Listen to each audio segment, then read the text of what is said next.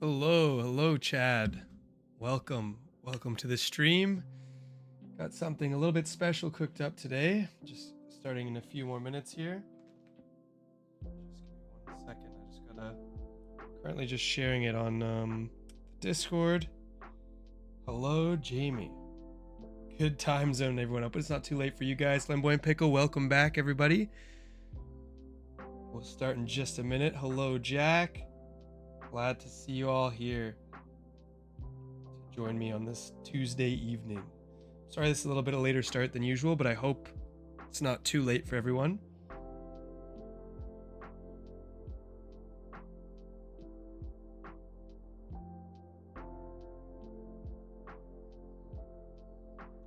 I'll be starting in just a few minutes. I'm just doing some audio balancing, doing some sharing on the social medias here, and then I think I got a special stream today that I think you guys will like. It's gonna be either a train wreck or it could work out. You never know. You never know how it's gonna go with these things. Just give me 1 second here. I always forget to do this portion when I'm setting up my stream.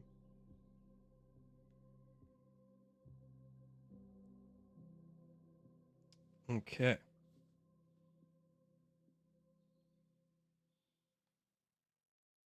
1 second here. If you haven't already joined the Discord, the link's in the description below. That's what I'm doing right now, is I'm just sharing the stream link to the Discord, but it was just giving me a strange error. Okay, there we go. Now posted. So now people can see that we're live, and then I'll explain what exactly it is we're doing today. You'll see in a second once I start up the main stream. All right, there we are.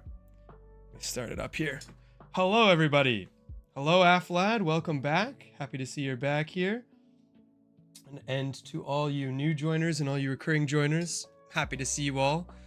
I got something special cooked up today, which is either going to be a complete train wreck, or it could be a lot of fun, and it could be something that I think you guys are going to enjoy. Basically, what we're going to be doing today is sort of like a choose your own adventure style game, where I have the AI that I'd programmed for the Mario trivia and the Guy Fieri cooking stream.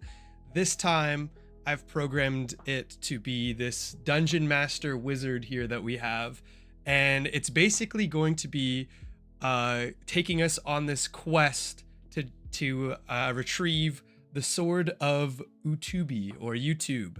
And it's basically, the way I programmed it to work is something along the lines of like a choose your own adventure game.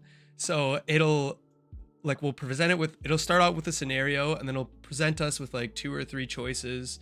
If you guys have any input on like which choice you want me to do, feel free to shit it out in the chat.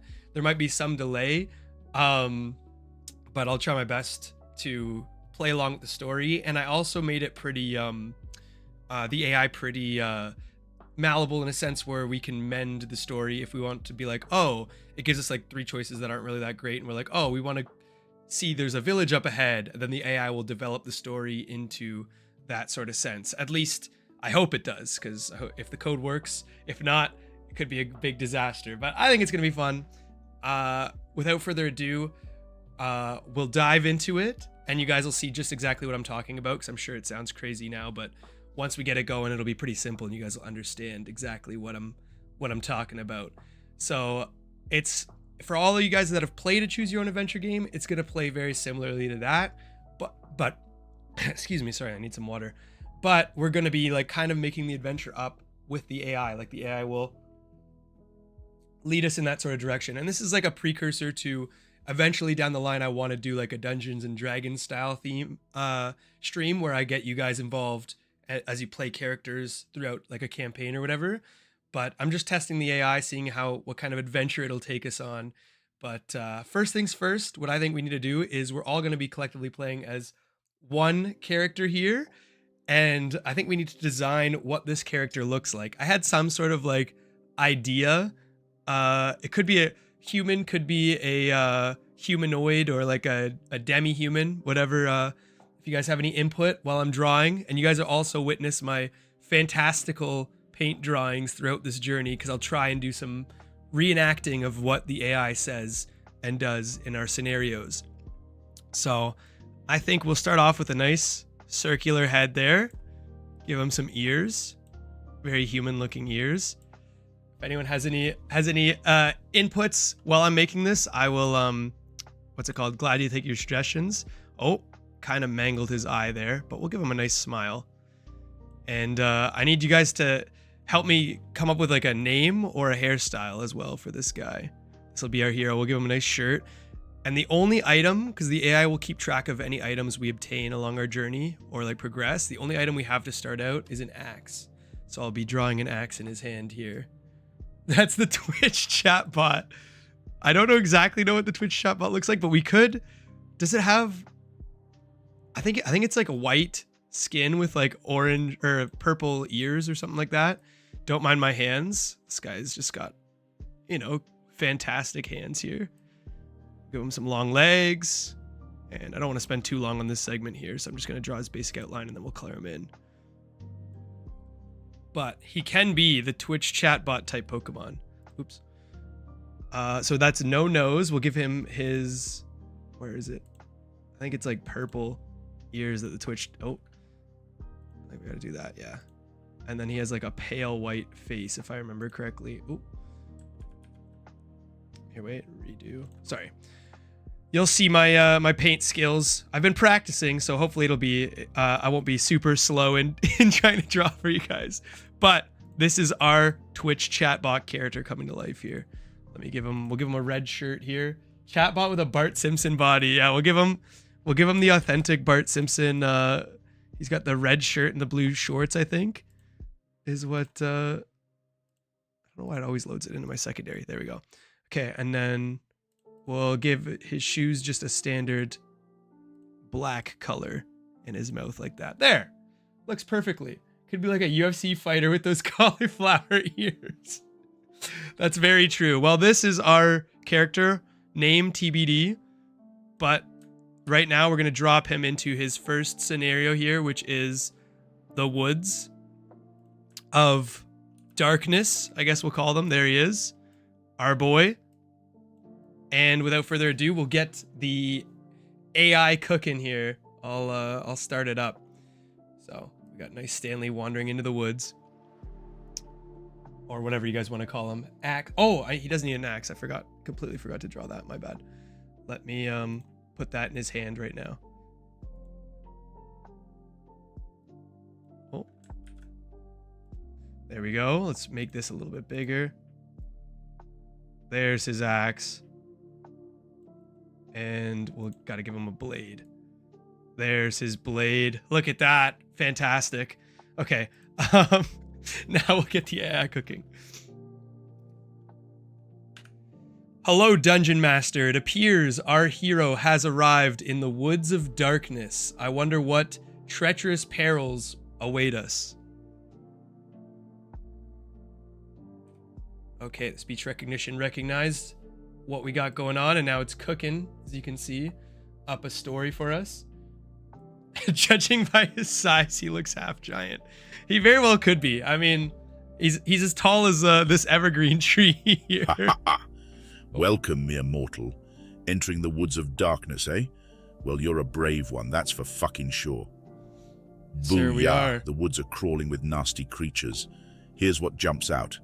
A venomous vine snake slithers from the bushes, its eyes gleaming with malice. Or maybe there's that elusive, ghastly tree troll lurking behind the ancient bark. Now, my friend, you have choices. Do you 1. Attempt to chop down the tree troll with your axe? 2. Wrestle the venomous vine snake? 3. Hunker down and play dead, hoping they might pass you by? Whatever you do, remember this. You're about as stealthy as a brick in a washing machine. Good luck, you're gonna need it. We're about as stealthy as a brick in a washing machine. This guy has no faith in us, the dungeon master here. Okay, I'm gonna draw the snake up quickly. This is our nice slithery vine snake, or whatever he called him. I think it was slithery vine snake. As you can see by my artistic prowess here. Control A, copy. We'll put him on right here. There's our snake, our venomous vine snake that's coming at us. And then we also have, thankfully I pre-drew a bunch of images here.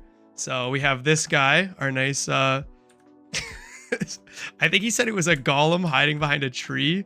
So we'll have him over here and looking all menacing, like hiding behind that tree. And I think Lord Brand is here tonight. I don't think he is. But our half giant guy, Lord Brandis could be the final boss. Honestly, you don't know what this AI could throw for a whim at us. Our options are to attempt to chop down the tree that the troll's hiding behind. We could wrestle the venomous snake or hunker down and play dead, hoping they might pass by. I think we got to play it safe here. And we're going to see what the AI says if I play dead here. All right, we weighed our options and it looks like both of our foes are very treacherous here. So we're going to try and lay down and play dead and hope that they pass us by.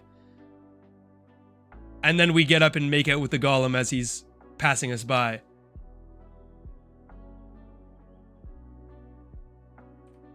All right, Afflat, I threw your suggestion in there at the last minute. Let's hope that, so we're currently on the ground here.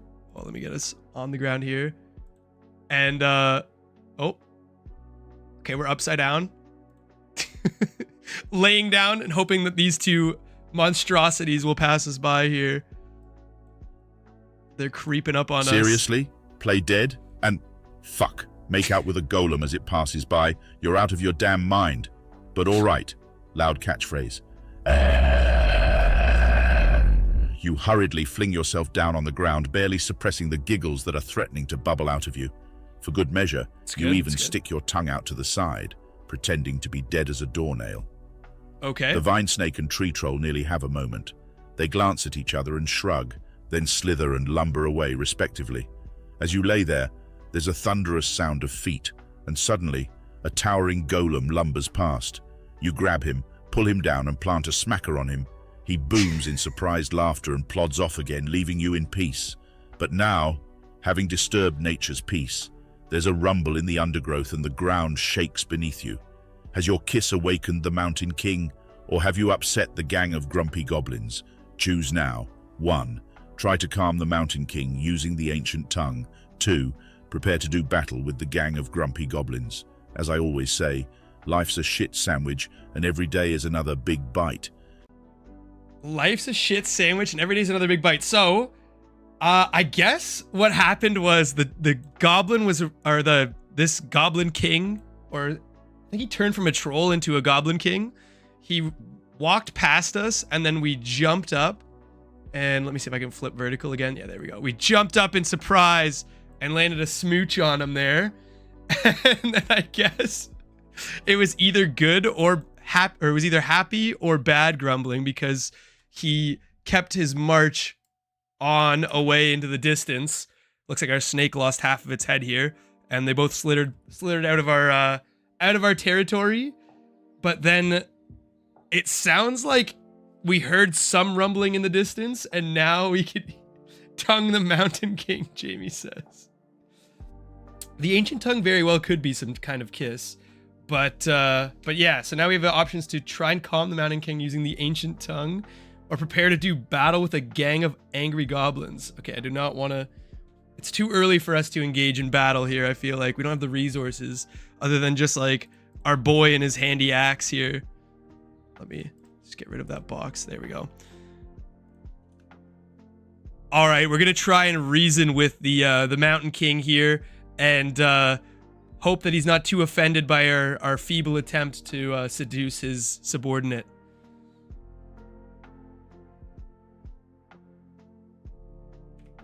Let's hope that we can pray for peace here and then continue on our way on the quest for the Sword of Utub and his magic cauliflower lungs. He's not made of cauliflower. It's a Twitch bot. Oh, it looks like it's cooking. You decide to calm the Mountain King. Let's go, we did it! This is kind of like trying to calm an angry volcano with a bag of marshmallows. But who the fuck am I to judge? You gather your courage, and using your surprisingly impressive knowledge of the ancient tongue, King down. you begin to spew some melodious phrases, in an attempt to appease the Mountain King. The ground's rumbling becomes less violent. Have you succeeded? However, despite your calming words, the approaching trudge of the Mountain King sends you stumbling backwards, right into a thorn-filled bush. Shit, that's gotta fucking hurt. Your backpack's caught in the vicious prickles. You'll need to decide whether to 1. Rip the backpack off, potentially damaging the items inside. 2. Try carefully untangle it, but risk losing precious time. 3. Transform into a classical troubadour and divert the Mountain King with a rousing ballad. Remember, when life gives you lemons, squirt someone in the fucking eye.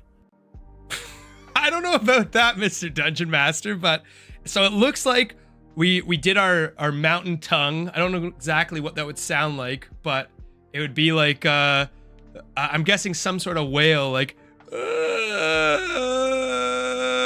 and he seemed, it says here that he seemed very happy, but then he approached us and he completely knocked us the fuck out, and now we're tangled in a bush. Our backpack that we never had, or allegedly have now. Sorry, let me get my tools here. So apparently we had a backpack the whole time. This will be our backpack. Got tangled in a bush after the Mountain King knocked us the fuck out, and now we're caught. We need to decide whether or not we want to rip the backpack off and potentially damage the items inside. Try to carefully untangle it, but risk losing precious time, because I guess the Mountain King is coming after us. We said some offensive words in his tongue here, so he's moving in on us slowly while we're trying to like free ourselves, or transform into a classical troubadour and divert the Mountain King with a rousing ballad. What in the world is this drawing? Mo says. So basically, we're caught in a scenario here. We have the Mountain King coming towards us. This is our adventurer. This is our guy Stanley here, and we're gonna try and free ourselves from this bush here. So I'm gonna try and, I think the best option is to try and like disregard the items we have and try to break free. Okay, we're gonna rip the backpack off and potentially damage the items inside, but I think we're feeble enough to hopefully keep most of our tools intact. All right, let's see what he says here. We got the Mountain King quickly approaching. I know he keeps resetting back at the top, but just imagine this menacing big guy coming towards our smiley little boy Stanley here. Let's see if we can make it out in time. The backpack was invisible, that's well, right, okay, Catherine. We're going down the reckless road, are we? Just fucking brilliant. Here comes the choo-choo train. Reckless? Full steam ahead. I'm just trying to figure out what's going on. You yank the backpack off, ignoring the ripping sound of fabric and the ominous clinking of damaged items inside. No. You look up just in time to see the items. indignant Mountain King charging towards you. Shit, now what? Do you, 1, try to appease the Mountain King by offering him an item from your damaged backpack? Oh, 2, no. grab your trusty axe and attempt to challenge the Mountain King to a duel? 3, burst into tears and beg for mercy? It works in children's tales after all. The sad truth is, you're in a pickle, and it's not the delicious kind. Remember, you can't polish a turd, but you can sure as fuck sprinkle it with glitter. All right, chat is saying we go for the smooch on the Mountain King. Maybe my speech of ancient troll tongue wasn't good, but maybe my tongue of ancient troll tongue was good. The third option's burst into tears and beg for mercy, so we're gonna go with option 3 and burst into tears and beg for mercy, but at the same time, we're gonna try and lunge up and plant a kiss on the mountain troll and hope that that appeases him to let us by into the next area.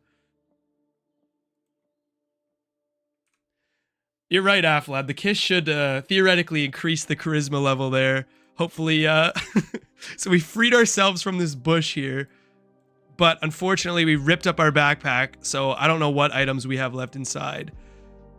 But we're gonna attempt to hopefully plant one on the Troll King instead of fighting him.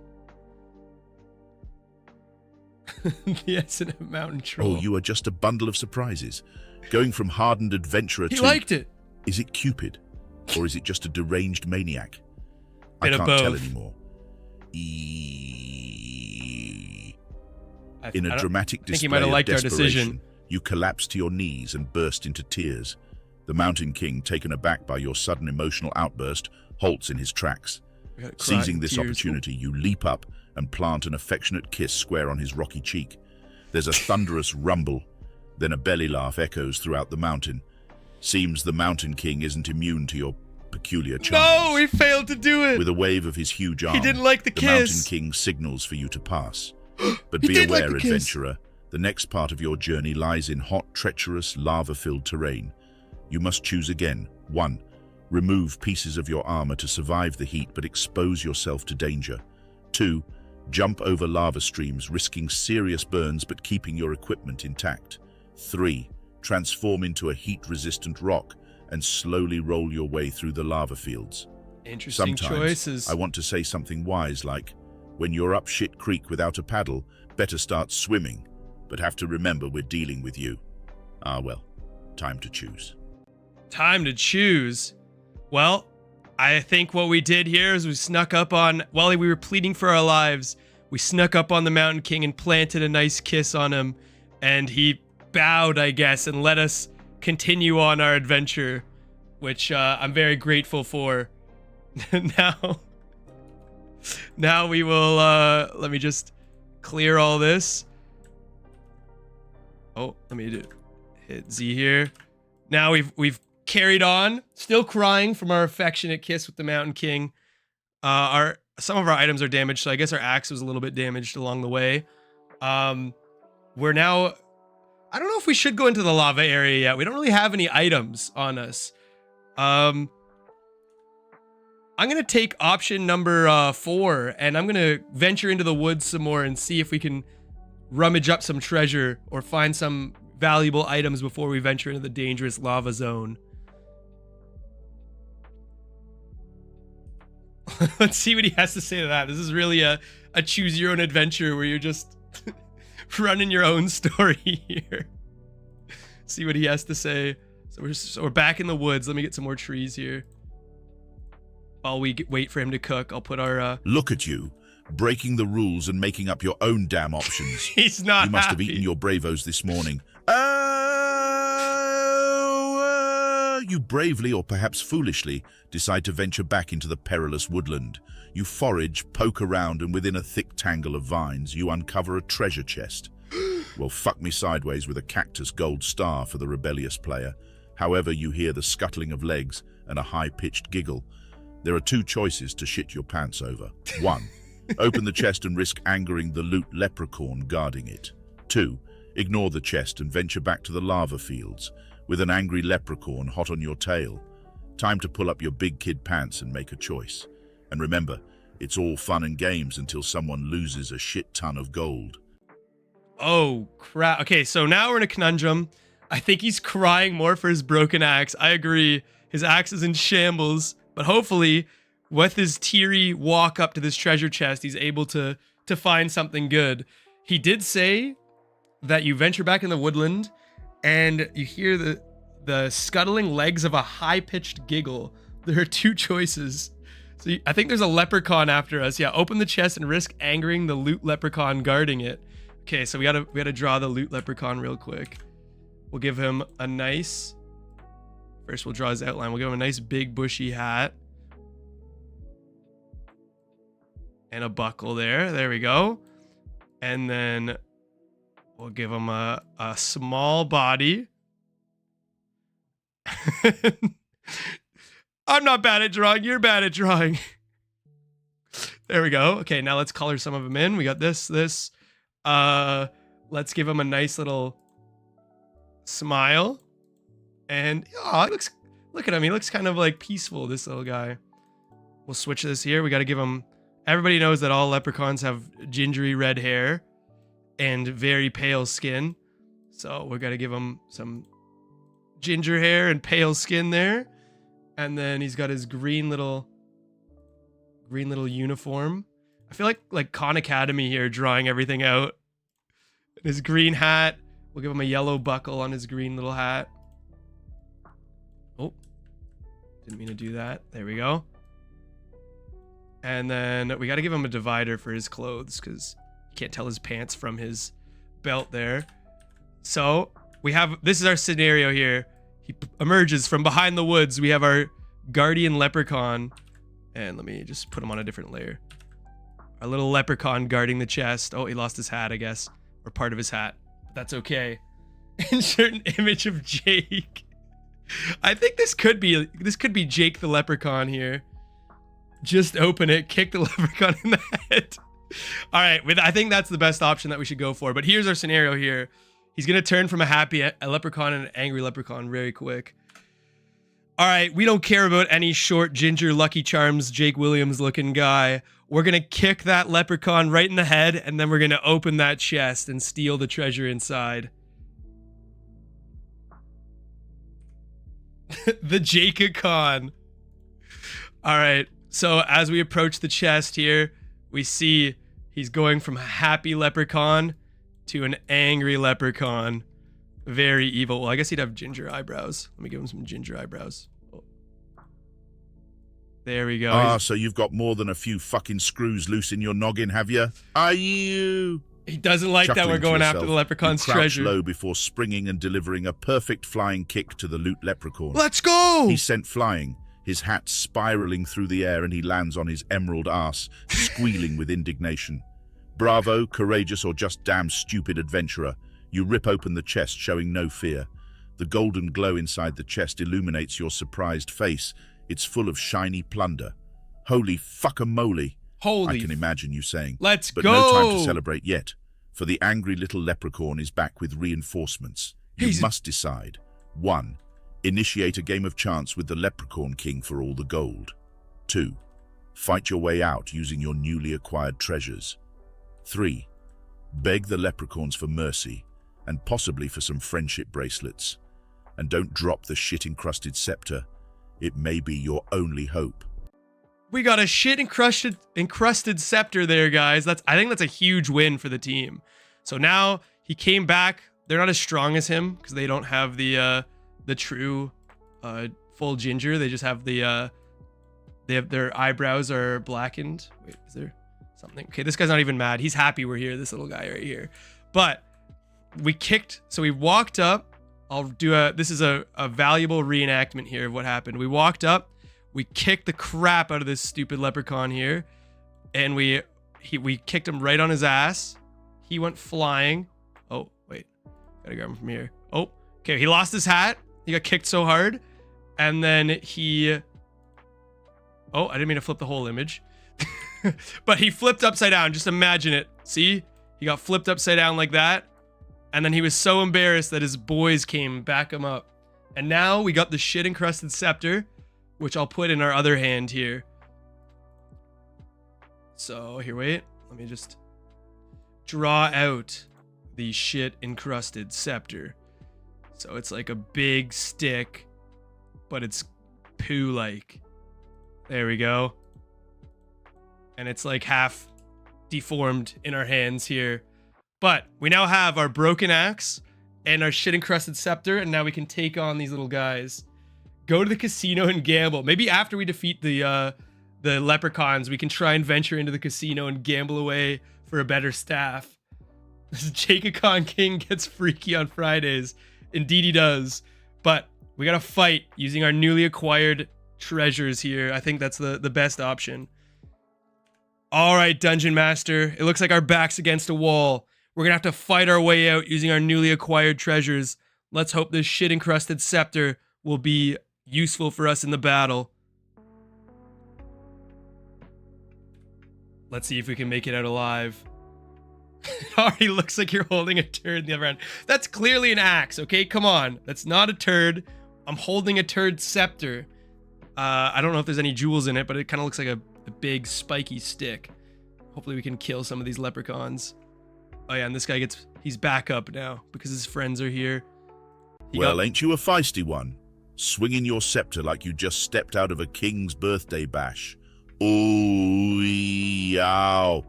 As you prepare for battle, gold coins glittering around you, you heft the shit-encrusted scepter and realize its weight is just perfect for smashing leprechaun heads. You take a deep breath and launch yourself into the fray. After what seems like hours of chaotic swinging and swearing, the leprechauns retreat, leaving you panting and victorious, with your treasure intact. But amidst the gory scene, you discover your scepter has broken into 2 pieces. No! Shit, there goes your weapon. Limping out of the woods, you face the lava fields again. This time, you have to choose. 1.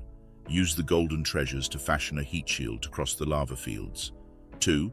Jump over the hot streams without any protection. 3. Cry out to the Mountain King for help. You did kiss him after all. As we say in the trade, sometimes you're the bug, and sometimes you're the fucking windshield. Make your choice, mate. He just pulled out the shit-encrusted scepter with that scream. You're right, Afflat. I think that's what it was. So, after hours of beating the shit out of these little leprechaun people, we kill a couple of them until the other ones retreat. And it looks like we took this guy's arm off and part of his hat here. But the leprechauns retreat away. We've opened the treasure. We've acquired the treasure. And like he said, it was a bloody massacre. So these guys are all dead now. Wait, oh, it's because the box is there. Oops. The box is there. Let me reselect here. But we killed the leprechauns. They're all bloody and gory and dead, and it's a complete massacre out here. What few of the populace that got away will live to tell the tale for generations. But, unfortunately, we lose our shit-encrusted scepter. Let me delete this and I'll redraw his hand, because we didn't lose our hand, he said. We just lost the scepter. It broke into 2 pieces. And now we are once again crying because we've broken another one of our items. Here's the scepter. I'll put it. It's in 2 pieces. Wait. I need brown. There we go. The scepter. It killed many a leprechaun, but it now allows us to enter on our way. I don't think we're ready for the lava fields quite yet. I think we go with Marcus's suggestion and we ask the Troll King and go to the casino here. The Kang dance the shit out of them, whiskey punting them over the mountains. Yeah, a couple of them we Team Rocket punched them into oblivion and they just disappeared on us. Ooh, yow, he just pulled the scepter out of our ass, or out of some leprechaun ass, and it broke, unfortunately. But we still have our dignity, and we still must carry on for the great sword of Utubi. All right, we're going to do the unpredictable, and we're going to call upon our friend, the Mountain King, for help, but for help at the casino, because we're not going to the lava fields. We're heading to the casino to gamble and get some more items there. What lies ahead in the casino, we don't know, but we're sure to find out. I think this is like a very similar story to Lord of the Rings, to be honest. Where the party, I think they went to a casino in Lord of the Rings. I think that's what happened. It's canon. So now I'm going to take my guy here. Oh, I didn't mean to do that. We're going to take this guy here. With the grace of a 3-legged goat, you're throwing us off course again. Ayo ya. Let's roll with it. You and the Mountain King head to Stoney's Casino, a gaudy establishment enduring in the less reputable part of the mountains. Your companion waves his hand to the casino's bouncers who step aside in respect or fear. It seems you're in for yet another crazy ride. Before you can decide if gambling was such a good idea, you're faced with 3 choices. 1. Partake in a high-stake poker game against Rockhilda, the stone-hearted poker champion. 2. Attempt to win at the mysterious slot machine that whispers sweet promises of great fortune. 3. Engage in a drinking challenge with a rowdy group of rowdy dwarves. Remember, the house always wins, but sometimes you gotta roll the hard 6. Go fuck yourself, universe. Make your choice. Okay, so it looks like, let me do some drawing here of what we got. We'll turn this chest into a slot machine here. So we can partake in the high stakes poker game with Rockhilda, but this will be the mysterious slot machine. I'll just design everything real quick. So it looks an awful lot like a treasure chest. It's very conspicuous. And while I'm drawing, you guys can decide on what our course of action will be. We got our big pull lever here, and then we got the screen of mystery here. Where, let me draw it out. We got, oh, let me switch that. I don't know why it always comes up with my secondary color. We got our screen here, and we got mystery, mystery, mystery. The mysterious slot machine, treasure chest looking thing. So we can either do option 1, spin the treasure chest. Option 2, let me get Grunhilda, our poker player, out here. So option 2, there's a woman here at a poker table. Let me draw the poker table for us. Right here. I don't even know what a I guess a poker table would be. Table like. So we got the table. Meant to go with the brown color there. We got the table. And let me fill it in here. And don't mind that it's floating. The legs are right here. Nobody panic. There we are. We got our table legs. And now we have to felt the poker table first, because we can't just be playing on a wooden table.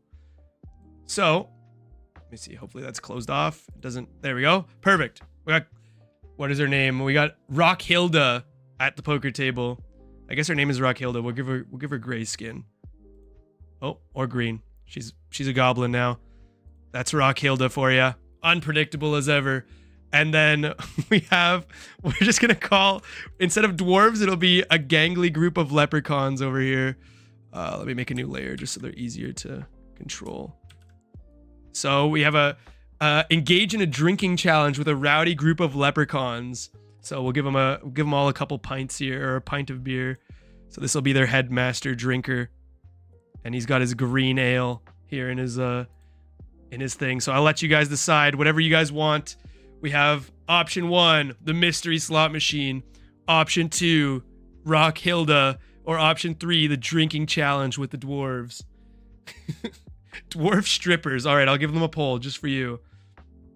Here, we'll give one of them a little pole that he can dance on here, and while the other guys are drinking. And that's a very good, accurate stripper pole there for the dwarves. Our wizard fell is more punishing than Elden Ring. Yeah, he's really not liking our side quests here, but we need some better gear here. Us and the Mountain King are no match for the Land of Lava. Why is she green? She got a disease, okay? That's how all rock people look green. This is my world. You don't know it. You don't know. But this is what all rock people look like. Nice, green, and angry.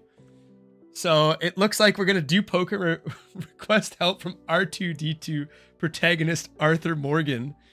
Or Red Dead Redemption 2. They said R2D2. Arthur Morgan. We're going to see if he's at the table. Here, actually, I'll lay up a poll right now. We'll see. I should have done that while I was making this. But we'll do a quick poll option here. So, choose poker. I should be doing this all along. This is like way more engaging. Poker. We got slots, or we have drink off. We'll start the poll real quick and see what you guys want to do here. You can decide our fate. Option 1, option 2, or option 3. And it looks like we're going strong on the drink off. Oh, it's between slots and drink off. I'll close it after in a few more seconds here. We got 5 votes. It looks like we're leaning heavily towards the drink off. All right, drink off it is. To be honest, drinking with the stripper dwarves might lead to more kissing. Drink off is it. That's our choice. So we disregard these options over here. Let me just cut them out here. Which ones did I put this on? Yeah, like this. Like this. We'll delete our beautifully drawn table here, and we'll cut, I think it was on this layer. Yeah, that she has her feet. We'll merge these 2 layers, and we'll get zoomed in here.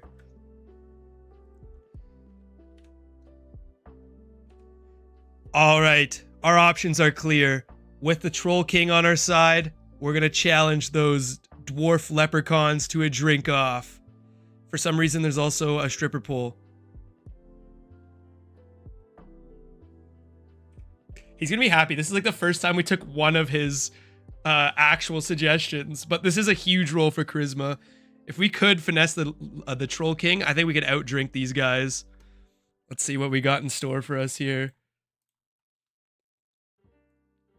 Aha! We're veering off to the land of the shit-faced, are we? Yes, sir. Very well. Ew! Gotta stay As soon hydrated. as the dwarves hear your challenge, they welcome you with a rowdy cheer. The room is filled with the clanking of mugs and bawdy oaths. Suddenly, out of thin air, a polished stripper pole appears. Well, fuck me with a spoon, this will be interesting. There are a few options here. 1. Challenge the dwarves to a dance-off on the stripper pole. 2. Here's the stripper pole Impress the appearing. dwarves with audacious tricks on the pole whilst balancing your drink. 3. Attempt to pole vault over the bar counter and claim all the drinks. As the saying goes, Oh, when man. in doubt, just say fuck it and do something completely asinine. All right, so I'm going to So lay what's our it gonna options. I'll lay our options here for chat. We have another poll here. It looks like the dwarves or the leprechauns are very excited. Let me lay it out here again. Choose. So our first option is challenge the dwarves to a dance off on the stripper pole. So dance off. The second option is impress the dwarves with ambitious tricks on the pole while balancing your drink. So impress. Oh, there's no option for the drink off. There's steal the beer. Those are our 3 options. I'll let you guys decide our fate while I draw the scenario here. So we have the stripper pole, we have the dwarves, and then our third option now is the bar. So I'll draw the bar keep here, and then I'll look at what our fate is. This is the bar stand, and behind it, let me just get the top here going. There we go. See if we can, oh, that just covered everything. But behind here we have a bunch of those green ales, which I'm just gonna duplicate from this guy's hand here.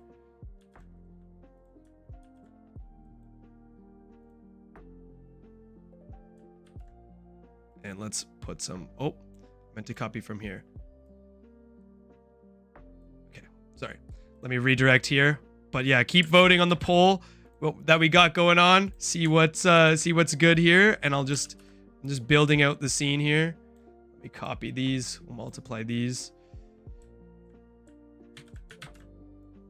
There, we got a bunch of just pictures, so many drinks behind the bar here, and we can use the stripper pole to pull off or pole vault.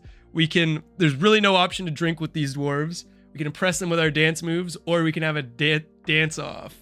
And it looks like we're heavily leaning towards the dance off here.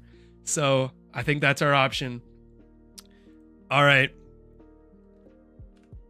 With our back against the wall and these angry leprechauns or dwarves challenging us, we must show them our moves, and the Mountain King and I both decide to challenge them to a dance off and attempt to impress them with our stripper pole moves.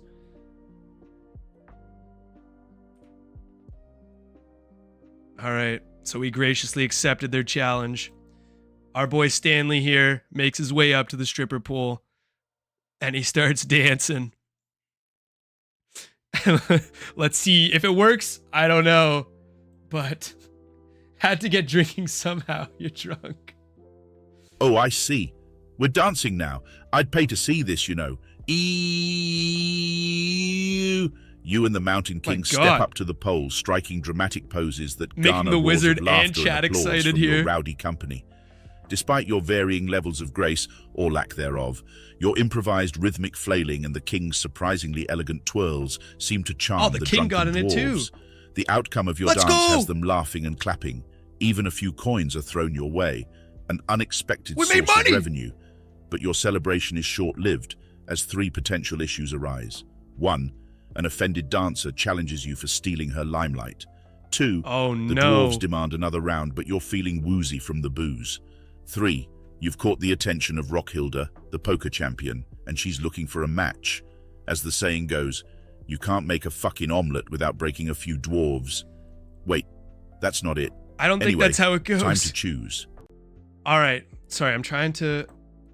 There we go. Get that there. So we've made this dancer angry with our sick, awesome moves. Me and the Troll King, we got down. We were down to business. People were throwing money around. The whole bar was going wild. It was just crazy. Let me actually move him to another layer here so we don't mess up the the aesthetic here. So the Troll King and I got down here. We were dancing on the pole. Drinks were flying. Coins were flying. Money was flowing. Unfortunately, the dwarf stripper got very upset with us, or the leprechaun stripper got very upset with us, and challenges us for stealing our limelight. I don't know if that means a fight or what's going on here. Punter and angry. Punt the angry stripper. We could very well do that. The dwarves demand another round, but you're feeling woozy from the booze. That's one of our choices. Or we've caught the attention of Rockhilda, the poker champion, and she's looking for a match. I think our best option is to punt the angry stripper leprechaun. Well, that's too bad that it's not our fault we're better dancers than that angry stripper leprechaun. We're gonna punt her into the abyss and tell her to never come back into this bar because it's ours now. Sometimes you just gotta teach him about a lesson about respect. And if this leprechaun wants to disrespect the two most popular dancers in the bar, then I think they need to learn a lesson, you know? We're gonna also give us some coins here. You can see the coins that were flying around. Everybody was having a good time. Fuck me sideways and call me Martha. That's some fighting spirit. Let's go. He's proud of us. Wind your leg back and punt the pint-sized dancer gently towards the bar exit. As she lands, she scuttles off into the darkness, casting one final indignant glare your way. The bar erupts into roars of laughter and applause. This may be the weirdest, funniest shit show this joint has ever seen. However, the night's young and more choices await. 1. Challenge Rockhilda to a poker game using your newly acquired coins. 2. Call it a night and take your leave. He seems really hung up on trying to get us to do Rockhilda. 3. The dwarves' cheering prompts you into performing one last daring pole dance move. Remember the old sage advice? When faced with a chicken shit situation, just do the chicken dance. Time to decide.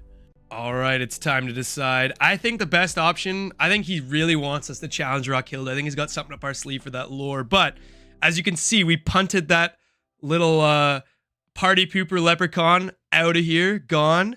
And then these guys were like, holy crap, this is the greatest thing we've ever seen. We didn't like her anyways. Here, take our money.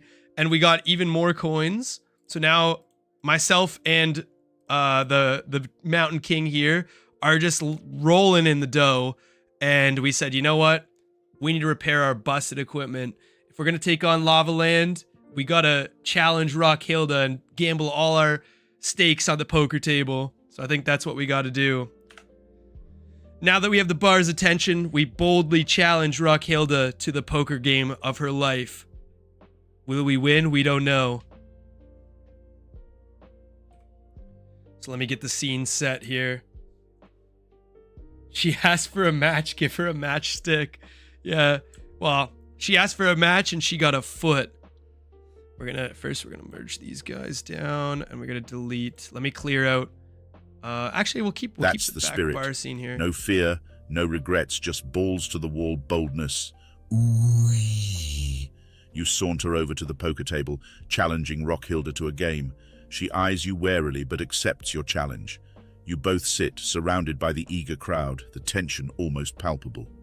The game is intense, with each of you strategizing and bluffing. The climax of the game is nearing. You're facing a daunting decision. 1. Bluff your way to victory. You've noticed that Rockhilda's right eye twitches whenever she is nervous. Ooh, we gotta 2. tell. We gotta tell on her. With what you've got. You may have a weak hand, but you've got a strong spirit. 3. Ditch the game and make a run for the exit, grabbing as many coins as you can on your way. Remember, when life gives you a shit sandwich, use it to fuck up someone else's lunch. Time to show them what you got. We're gonna punt the game. We're gonna ditch the game. Oh my god. Okay, let me get our scene in order here. So it looks like we got Rockhilda here. We made our way over to the gambling arena. And let me move. So we've been gambling at this table here. Let me move our protagonist, Mr. Stanley Twitchbot. Don't really know his name, but don't really need to know. We're gambling away. We have all the coins. All our cards are on the table. All our coins are on the table too. And now it looks like we have a bold decision we got to make here. We can either... The tables are turning and we can either bluff our way to victory. I'll let the chat choose what we do here.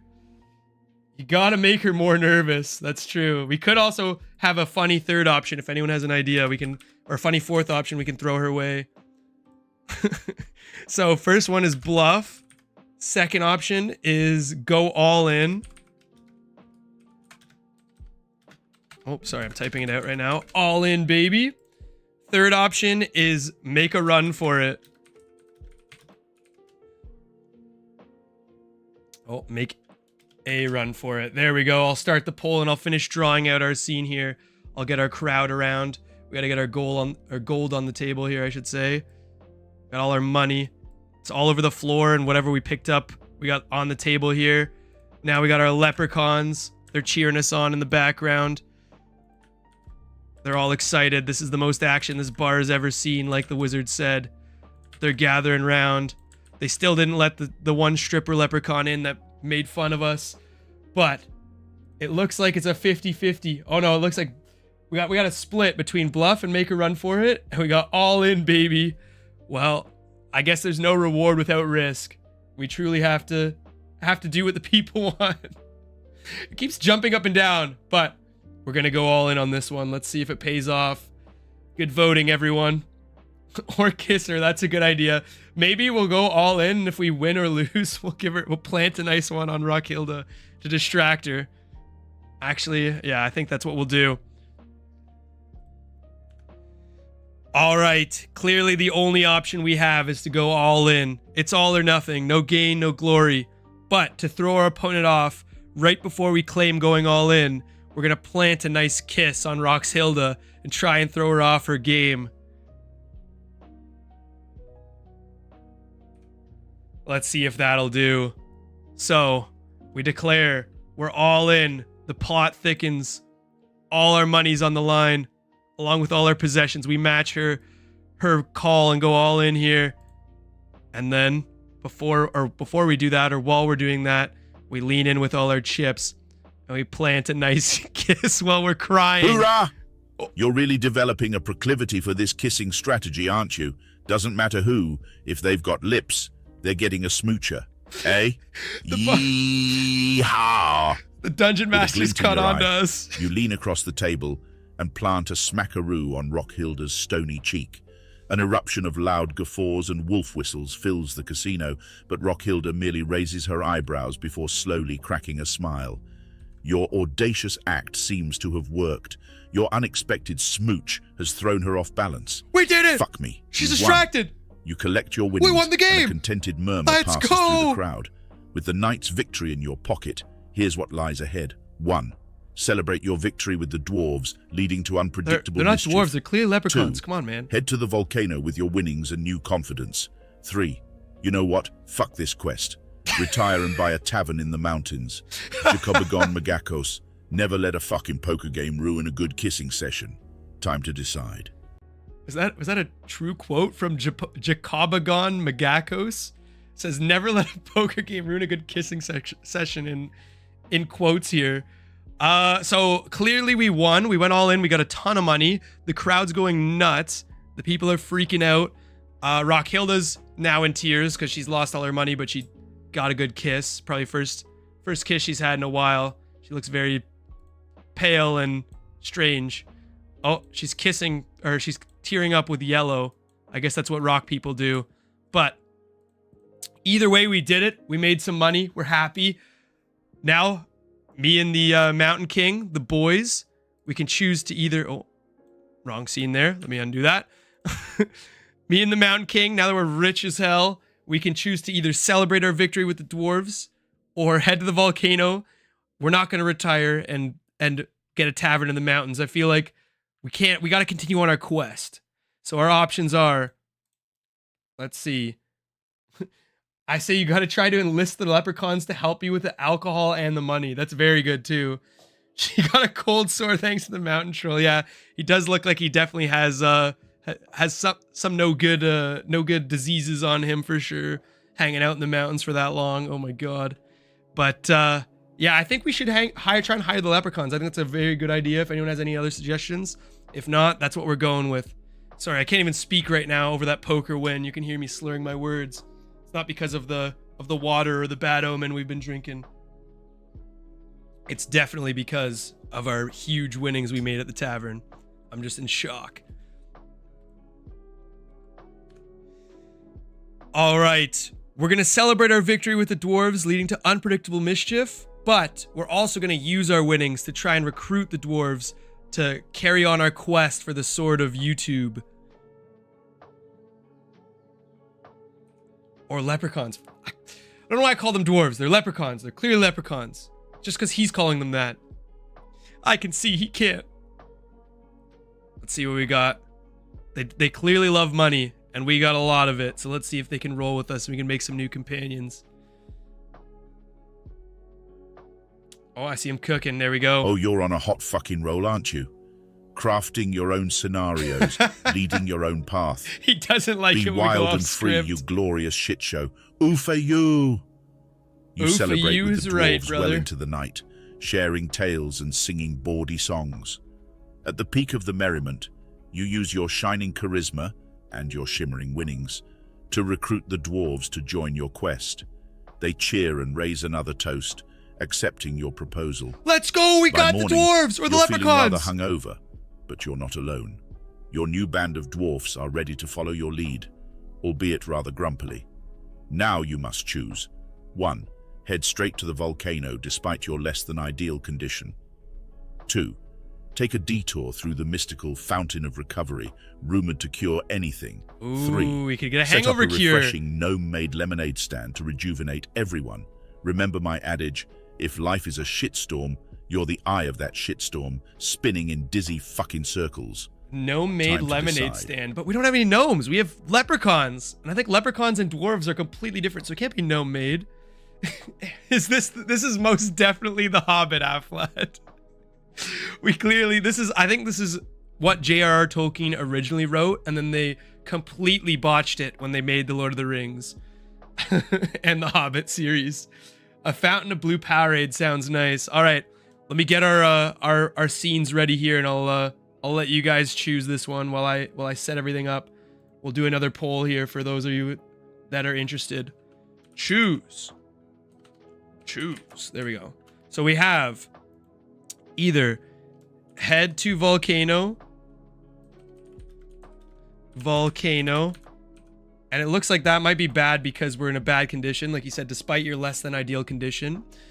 Or we could go to the Fountain of Recovery to cure our hangover and all diseases, rumored to cure anything. Could even cure the mountain troll's STIs that he's got. His cold sores. Sorry, I should say. Not STIs, cold sores. And or 3, we could set up a lemonade stand. I don't know why that was an option, but those are our 3. That's what we're rolling with. Let me just get our new band of party here. Or you keep drinking and go to the volcano. We could do that. If you're not hungover, if you're still drunk. But it could be the nice Fountain of Powerade. So, let me get our Troll King out here. We'll get him on the same layer as... Oh.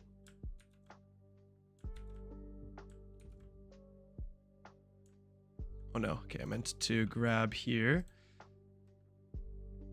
Control X. There we go. There we go. Now he's on the same layer as Stanley. Our boy. Oh, he seems to have lost his foot here. And we gain... We'll say we gain 3 leprechauns. We'll take these 3 guys right here. They look jolly and ready for adventure.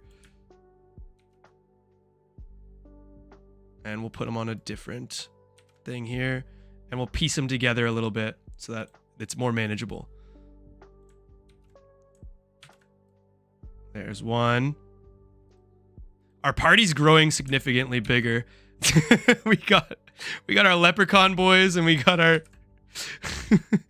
there. Well, this guy will be hiding behind here. We got our leprechaun boys. We got our troll king. We have quite the band of merry men here. Let me merge this. Take these together here, and then we'll actually merge these layers. There, and now we can delete these. So we partied the night away. It was a grand party in the bar. The people were cheering, but now we got to hit the road with our band of merry men that we got going on here. So we have our options to set up a lemonade stand, go to the Fountain of Recovery, or go to the volcano. And it looks like Fountain of Recovery is winning. So we'll go with that. All right, all hungover from our night of partying. We feel very worn out. And now we want to head to the Fountain of Recovery to try and be in the tip-top state for when we adventure on in our quest. There we go. Let me draw this Fountain of Recovery here. So we approach. And let me draw it. Oh. Let me get this reset here. We got our fountain. Ah, a wise move, my worn-out adventurer. That fountain might just keep your sorry ass alive. Yay-you. I'm glad you like our decision here. Towards the mystical Fountain of Recovery. Legends say it's hidden deep within the glimmering crystal cavern and is guarded by the potent potion master. You're in for more trials. 1. Sneak into the cavern, trying to evade the potion master. 2. Challenge the potion master to a potion-making contest. 3. Make an offering to the potion master from your sparse supplies. As you adventure, remember, when you're knee-deep in shit, don't forget to smell the roses. Be smart now. Okay, so you heard the man. We got another trial ahead of us here. We have a fountain, but the fountain is guarded by the upset potion master. So here, wait, let me merge these two layers and I'll get the theatrics here. You guys can see this true CGI budget we have going on here. That's a leaking urinal. No, it's not. It's the potion. It's the Fountain of Rejuvenation. So our party comes into play here. Oh, let me get this going. Our party makes their way into the Fountain of Rejuvenation. We hear it's around here somewhere, and we see it off in the distance, but it's guarded by the evil potion master. And now we must decide on what we do. We can sneak into the cavern. Okay, so I guess we're in a cave here.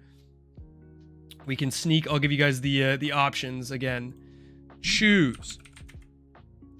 Sneak into the cavern, trying to evade the potion master. Fight the potion master to a potion making contest. Okay, so wait, it's a challenge instead of fight. Challenge him to a potion making contest. I don't know if our boys have any potion making knowledge, but who knows? Maybe the leprechauns will make like a very strong brew of beer or something. Make an offering. So trade the potion master for this, so we can try and get some drink out of the leaky urinal that we've just approached. All right, we approach the leaky urinal of rejuvenation, and we are in awe. We are going to... wait, actually, I don't want to... I realized that I didn't even let you guys vote on anything. So that's my bad. All right, looks like trade option is rolling here. So we're gonna make an offering with our sparse supplies. Maybe we'll offer him one of the leprechauns. All right, let me end this poll. Looks like everyone wants to trade. All right, we approach the leaky urinal very cautiously, and we notice the strength of the potion master here, and we don't want to mess with him. So we want to offer him some of our scarce supplies. Perhaps a leprechaun that we had laying around, or maybe some other item in our bag. Let's see how this turns out. Let's hope that that's enough to get us into the leaky urinal of rejuvenation. Let's hope that he doesn't get offended for us calling it a leaky urinal too. So we're approaching him and we're trying to hopefully trade some of our resources. Looks like I'm like a Pokemon trainer with my unique brand of Pokemon here. Well, aren't you a sly one? Bartering with excess shit from your bag couldn't be prouder. You cautiously approach the potion master he's happy with your about offer. that. The strange man cackles as he accepts the whining leprechaun. The little creature, in turn, throws you a death glare, but your focus is on the Fountain of Recovery. You splash your face and instantly the hangover disappears. Your our strength hangovers returns, are gone! And there's a spring And the Mountain Trolls STIs are gone! Your dwarven companions follow suit, their grumpy faces turning bright and cheerful. Yet more choices await. 1. Challenge the newly energetic dwarves to a race to the volcano. 2. Make camp and prepare a strategy for the upcoming trials at the lava-filled volcano. 3. Use the Fountain of Recovery to start a rejuvenation spa business. Remember, when you're up to your ass in alligators, sometimes you gotta drain the fucking swamp. So, your move, That's adventurer. very true. I've heard that a lot. Okay, so right now what we did was we traded one of our leprechauns to the potion seller. Go on, buddy. Oh, wait. Let me do this, sorry. Go on, buddy. You're with him now. We give our leprechaun away to the potion seller, and he's not very happy about that. He said he gave us a menacing glare, so now he's frowning. He's very upset that he has to part ways with the boy. And little creature throws you a death glare, but you focus on the Fountain of Recovery. So now the remaining of us, the remaining of us march on towards the Fountain of Recovery. We go into the piss urinal. We soak ourselves up and get rid of our hangover. And now we're all ready to go. And the Mountain King's cold sores are gone. And now he goes from being menacingly angry to very stoic and happy. And you can see he's a very friendly fellow now. Wait, if we kissed him when he had cold sores, does that mean that we have cold sores now? But doesn't matter because they're gone. And also, our tears. We've been crying this whole journey, but our tears finally disappear. And now we're genuinely happy. They went from tears of sadness to tears of joy to tears of, I don't know, but now we're just genuinely happy. Now we have our options to challenge them to a race to the volcano, make camp, or prepare strategy for upcoming trials of the lava-filled volcano. Use the Fountain of Recovery to start a rejuvenation spa business. Well, I think the true adventuring spirit, the only thing we could do is make camp and prepare for a strategy for the upcoming trials at the lava-filled volcano. Who knows what we have to face there, but we're sure to be prepared for it.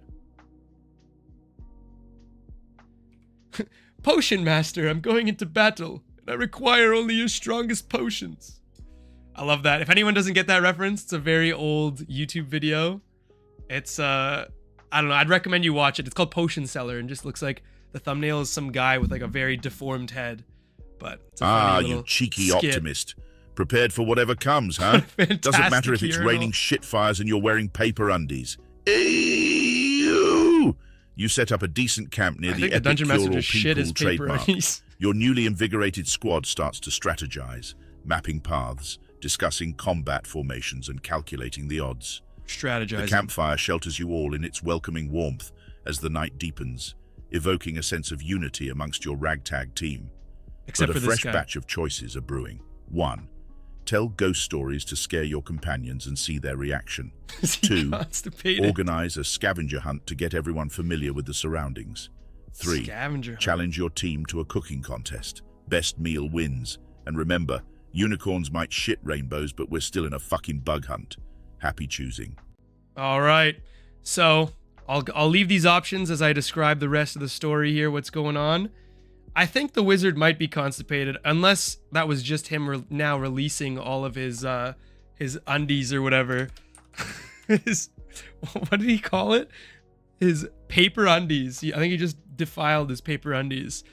So we can tell ghost stories by the fire.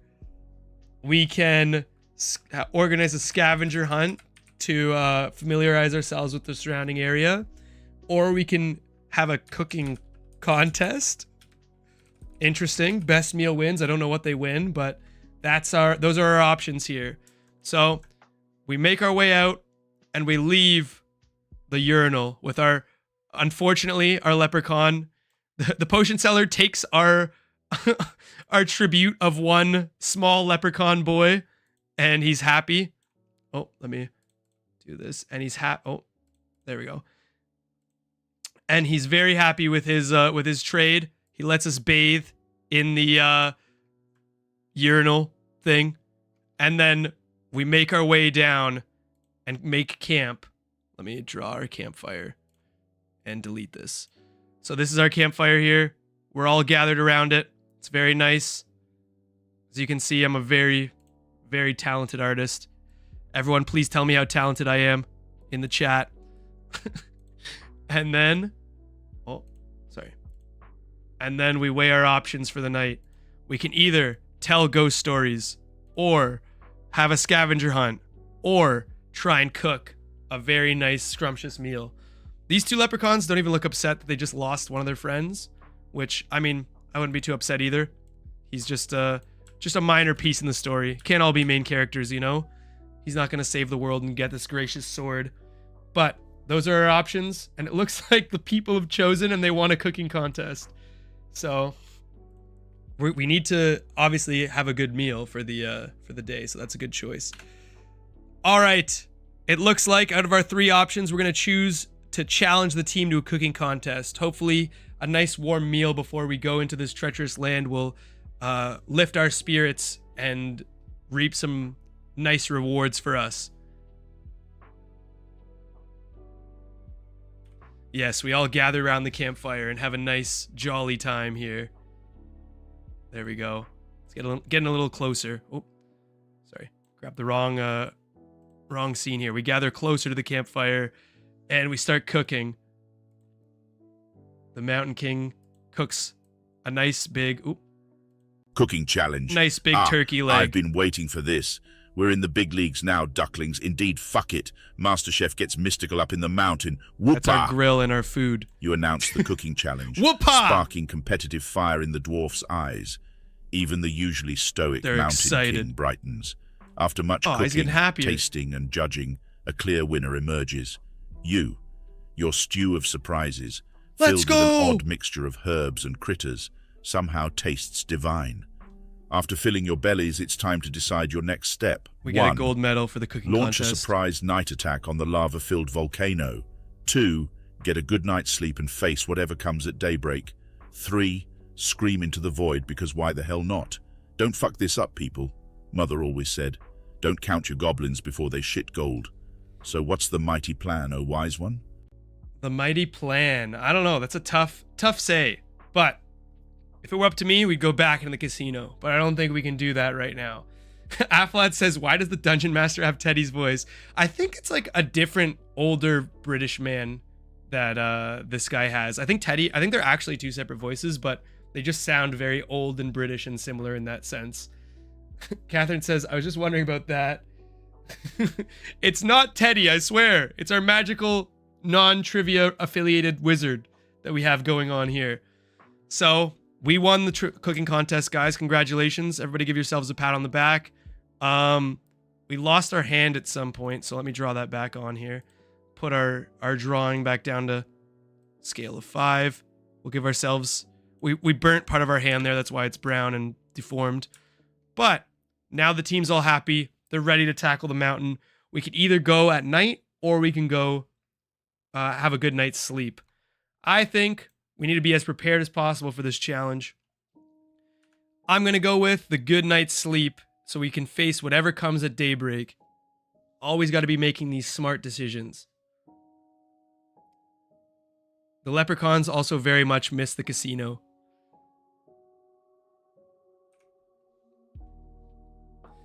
They'll return one day, hopefully, all in one piece. Snuggle up to the Mountain King. Yes, we all get closer to the Mountain King for warmth. Let me see if I can move this guy in here. There we go. I don't want to... Wait, let me put him on a different layer and we'll move him into the Mountain King. Sleep? Everybody cuddles brave around. Choice, considering you're sleeping next to a shitten of dwarves who snore like sawmills, and the smell of ale by the gods. Yay! They're not dwarves, they're leprechauns. Regardless, you Stop tuck yourselves disrespecting in them for like the that. night and get some well-needed rest.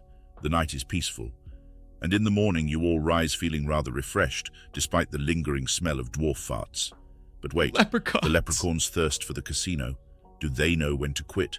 Your choices are, 1, they're gambling addicts. Drag the disgruntled leprechauns back to the casino, hoping they don't blow all your winnings. They're going to gamble on the path leave the of the volcano. leprechauns to their gambling addiction and advance towards the lava-filled volcano. No. 3, start a pop-up casino with dwarven ale and leprechaun dealers. Look, dude, you can't swing a dead cat without hitting some pile of shit in this adventure. This is so sad. It looks like we gotta leave our leprechaun friends goodbye. They head back to the casino. They had a fun time in the Fountain of Rejuvenation. I think we gotta leave them behind. As much as I hate to leave those ginger hair, pale skin, big-headed, happy guys. I don't think we can take these gambling addicts with us. That might be how they get more pots of gold, is they just go to the casino and it's basically an infinite money printer. So that's why every leprechaun is like super rich. Sadly, we part ways with the leprechauns. We leave them back to their gambling addiction at the casino. Hopefully our paths will cross another day. I bet it smells like a dumpster behind a kebab shop. Yeah, their farts are just like stinking us up. That's another reason why we wanted them gone. They wanted to gamble away our money and they were just farting up a storm. We're like, we can't stand another night with these guys. Let me just draw the Mountain King's arm back here. Part ways with the leprechauns, huh? Well, that sounds more like a blessing than a setback. What the hell was Waving that? your goodbyes while secretly breathing a sigh of relief, you hasten towards the blistering heat of the lava-filled volcano.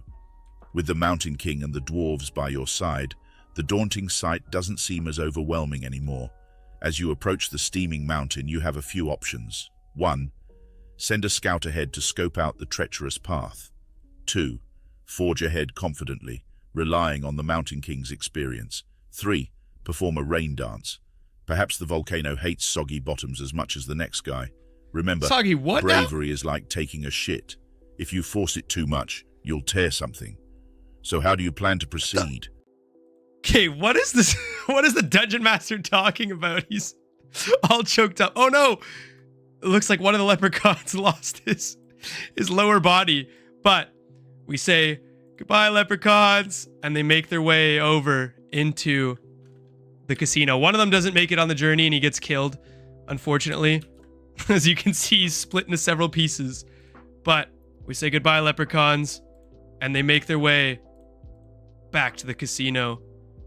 Now at camp, or now me and the Mountain King make our way from camp and towards the blistering heat of the lava-filled volcano. Let me draw the lava-filled volcano now here for you guys. There, look at that. That looks like a pretty big, menacing volcano. I'll give you guys the options to choose while I draw out the rest of the scene here. But it looks like we have either, we can send a scout ahead, so either myself or the Mountain King, because we don't have any other companions now that they're gone.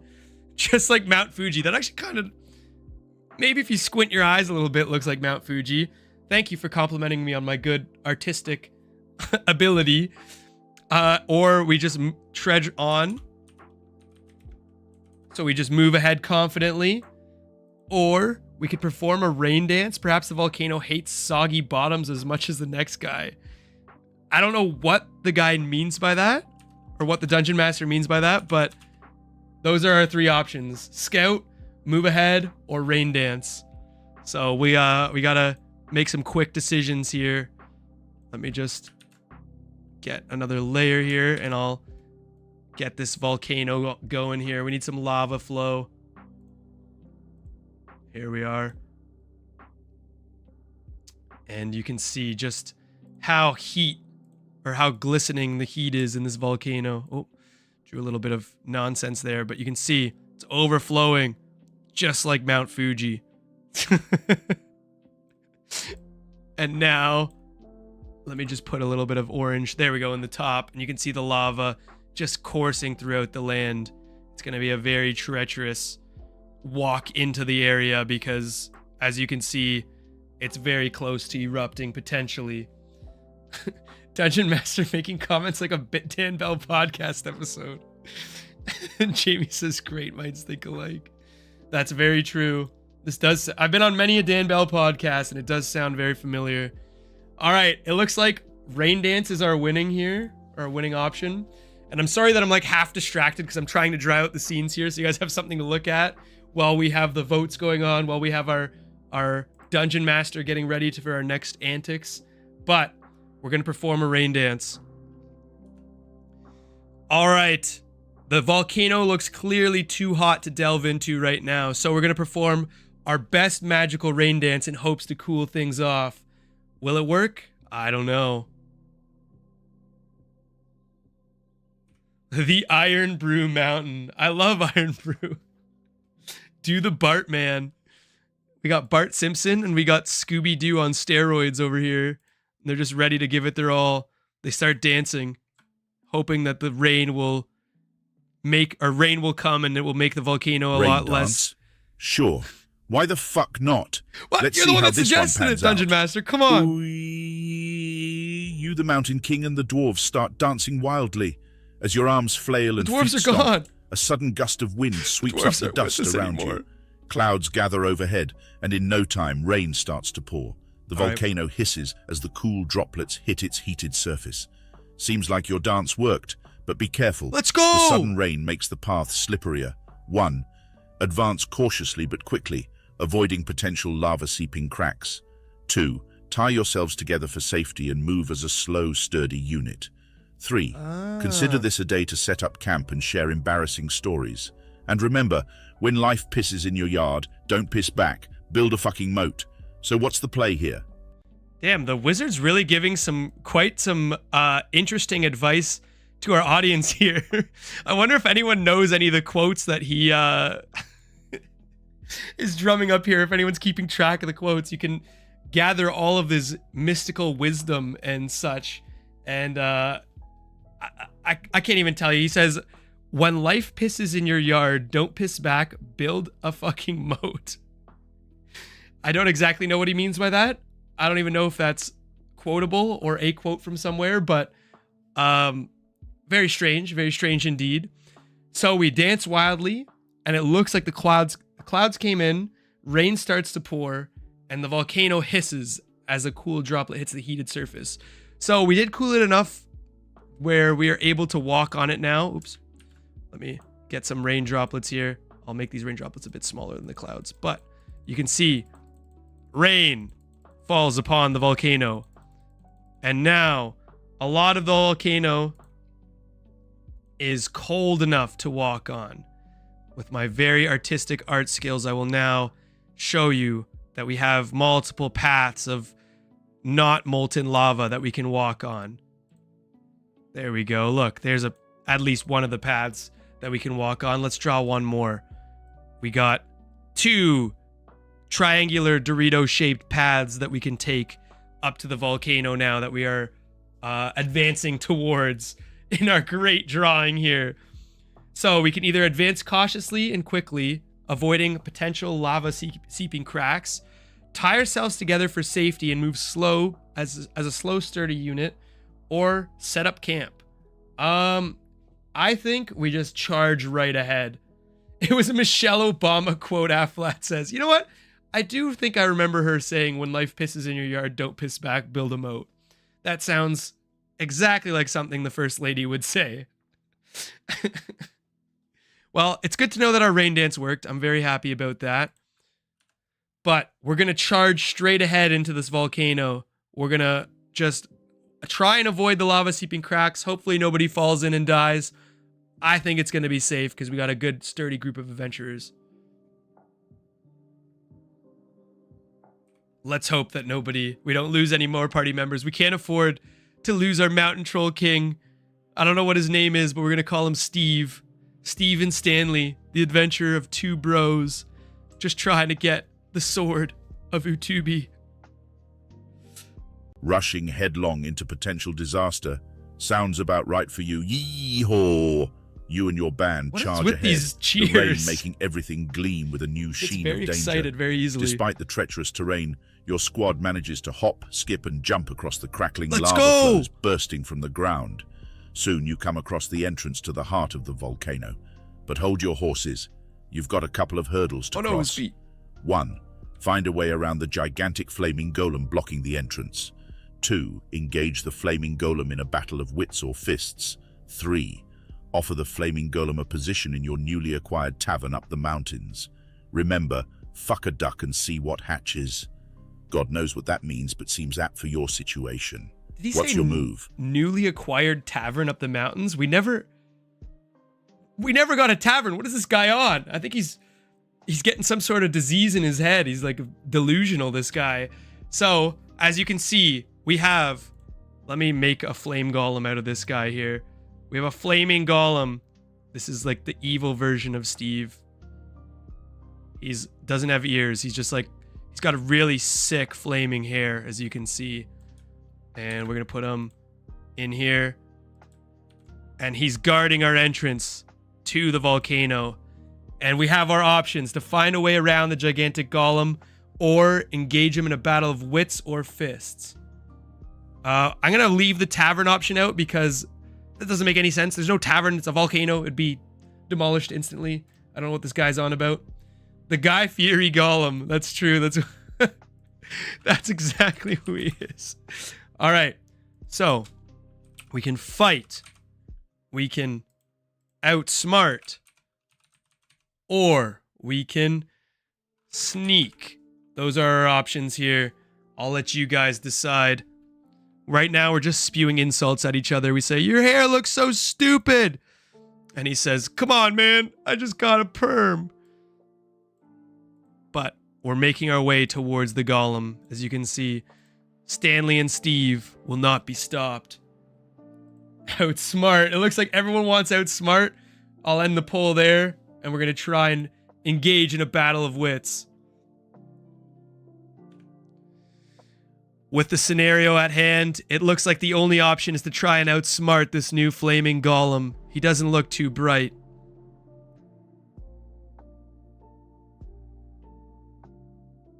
We show him magic in hopes of stunning him. And friendship. And love. I don't know what I was saying there, but let's hope that works for him and doesn't break the AI, actually, because I just kind of dragged on there. But we're going to show him our love as friends and how one kiss brought us together. And the power of our friendship has grown strong. We're back to using friendship and hand-waving again. All right, let's stir this fucking pot up. Ooh-yow. You approach the golem calmly, magic humming softly in your hand, and a sincere smile on your face. Its fiery gaze narrows, and it seems to relax slightly.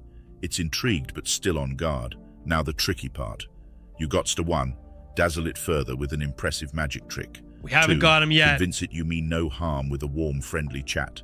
3, impress it with a flamboyant tap dance around the lava, defying heat and dangers. And tap remember, dancing. In the great game of life, there's always some motherfucker trying to steal your lollipop.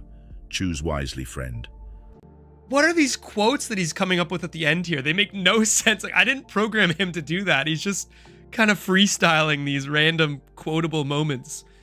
But I think we've had success with dancing. So I think potentially we could try and tap dance and impress him with our smooth tap dancing skills. Also, if you're new to the stream, please consider subscribing, hit the notification bell so you can notify whenever we're online or live. Also, as you just see in the chat, the stream elements just let you know the link to our Discord. If you haven't joined that already, I highly recommend you join that. You'll get to know all the updates before most of the other people because I post there first. You'll also get notified when we're live if you want to, or when I upload a new video. So if you are considering, or you haven't already, please consider doing so. It's also just a fun place to hang out and talk to everyone. We got a good community, good group going on there.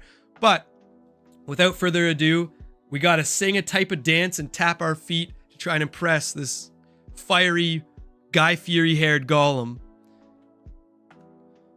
We're going to try and tap dance our way out of this situation. We're going to try and impress him with a nice song and dance routine that me and the Troll King have been working up. Let's see if we can impress him with our stylish moves and flow. We're dancing around, seeing what he's got. He's eyeing us up, very suspicious like, but we're up to only good intentions with our tap dancing routine we got going on here. I don't know if it'll work, but I think we can. Well, fuck a cactus. If there's one thing I didn't expect, it's that. Dancing your way around a flaming golem. What do you mean you gave me one of the choices? With the Mountain King by your side, you start your routine. Surprisingly, he's got some slick moves. The two of you dance around, your feet tapping lightly on the hot ground, while a catchy rhythm fills the volatile air. The flaming golem watches, its flaming eyes round with surprise. As your dance ends, it claps, a sound like boulders crashing resounding in the cavern. We But as impressed the them! echo of your performance fades, you must decide your next move. 1. Rush past the clapping golem to get closer to the sacred sword. 2. The sword's Use here! this moment to The sword's in strike the volcano! distracted golem down. 3. Bow, present some scorched flowers, and ask for the golem's blessing. Remember, you can't ride a dancing horse with your ass on the ground, so buckle up. Okay, what are these quotes? But we're at the entrance to the cave here, or we're at the entrance to the volcano. We're impressed the golem with our dancing moves here. As you can see, we danced around. He's very intrigued and interested in what we're doing.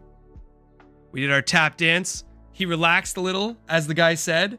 And now Athlad wants us to ask for his hand in marriage, which I think is the only reasonable option, instead of rushing past him or using this moment to strike him down. But actually, that kind of is option 3. We bow, present some scorched flowers, and ask for his blessing. Kind of like his hand in marriage. I guess we can go for that. It's kind of like a best of both worlds. We're going to go with option 3. We're going to bow gracefully and hope that he enjoyed our dance. We're going to present him with some scorched flowers, and we're both going to ask him for his hand in marriage.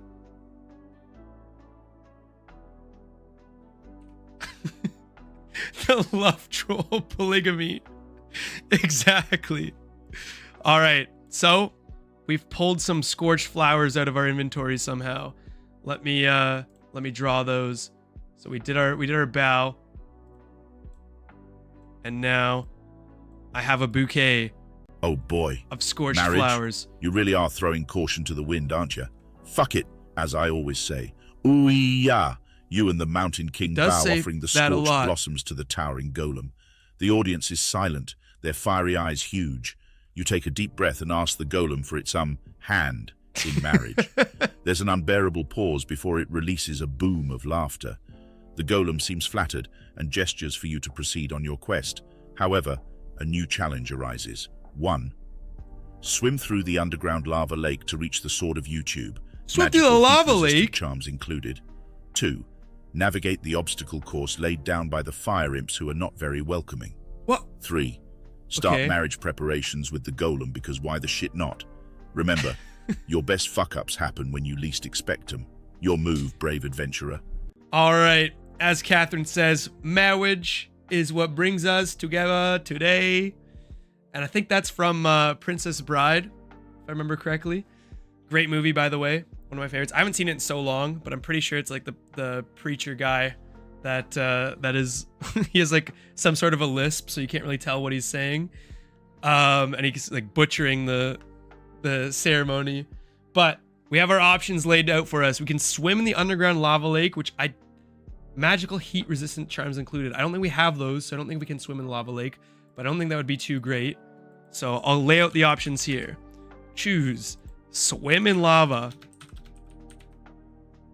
Our other option is navigate an obstacle course laid down by the fire imps. They could be like the leprechaun's cousins. So we'll do obstacle course. Or option 3, we can start marriage preparations. And just completely do a side quest for the quest. So those are our 3 options we got going on here. And it looks like the golem is very happy. So we gave him our hand, or we asked for his hand in marriage with our fire bouquet that we had here. He laughed. He didn't seem super enticed, but I think that with enough persuasion, anything's possible. They did say his eyes widened, and you can see on the screen there his eyes did in fact widen. So now let me select him here. He's looking at our proposal for his hand in marriage. And it looks like everyone that's watching currently wants to go for the marriage preparations. If you guys do know, I have a poll in the chat. If you guys do want to vote on that for the outcome, I've been doing that with I'd say every other potential choose your own adventure. 1 vote for the obstacle course. All right, I'll give it a couple more seconds, but it looks like hand in marriage is definitely rounding the bases here. So I'll end it there with 75% upvotes. We take his hand in marriage. It was the stripper all along. That's true. Or maybe he's the one that comes down to the tavern every Tuesday or whatever and gets up on the giant pole that was way too big for those leprechauns, wanting to sway from the fire golem's charms. We're going to try and potentially ask for his hand in marriage.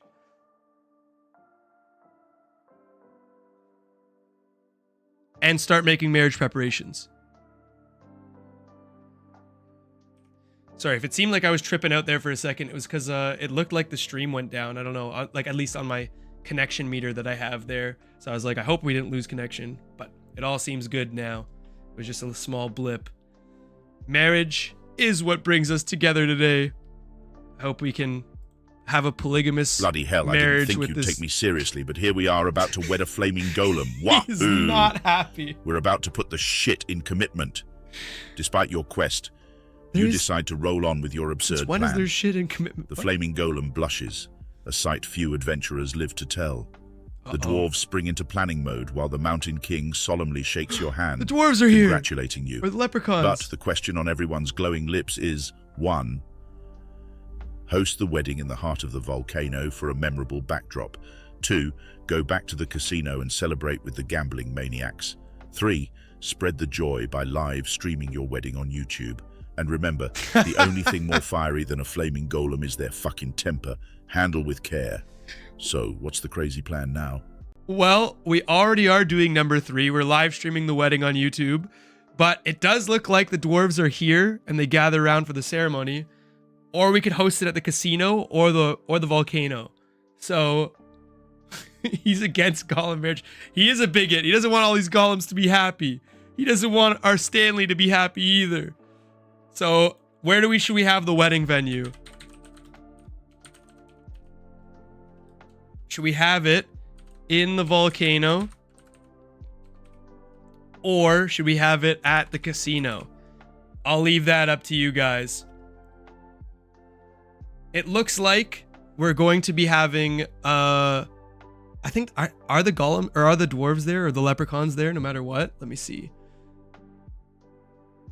We're about to put the shit in commitment. Despite your quest, you decide to roll on the absurd plan. The flaming golem blushes. As you can see, he's blushing. A sight few adventurers live to tell. The dwarves spring into planning mode, while the Mountain King solemnly shakes your hand, congratulating you. Well, I mean, we're all getting married, the 3 of us, so that's the way it's going. It looks like it's a 50-50 split on Casino Volcano. The next vote, I will, or the next time one of the 2 venues pops up, we'll choose that one. We're so close. We can see the sword. I'll draw the sword. We can see the sword of YouTube in the background here. It's like shimmering light and everything. It's like stuck in a volcano stone. But we're like, nah, we just want to marry this golem. All right. It looks like the venue is in the volcano. We'll use the sword as the backdrop for the it'll be like where the altar is. So we gather round. Let me see. We'll get the sword here and we'll give it some glimmering light too. Let me go back to this. There we go. It's shining, glistening as we get our leprechaun friends. They're all very happy for us. And let me just get our audience here. We'll get a bunch of them. They make the wedding preparations. They start springing into action here. They all gather around from the bar, throwing coins up in the air. They saw our great casino battle with Rockhilda. A couple of them joined us on our adventure. We beat up a few of them to get our initial treasure, but they still love us anyways. And now we have our big marriage. We'll have one of them officiate it. He'll stand right by the sword here, and we'll give him, to signify that he's the superior one, we'll give him the ginger eyebrows of happiness. Oh, kind of covered one of his eyes there, but that's okay. So we have this beautiful wedding ceremony here. We've completely sidetracked and derailed the quest. We're gonna have the wedding in the volcano. We think it would be a very steamy and nice backdrop where we propose and marry the golem. All of our leprechaun friends gather round and cheer for us.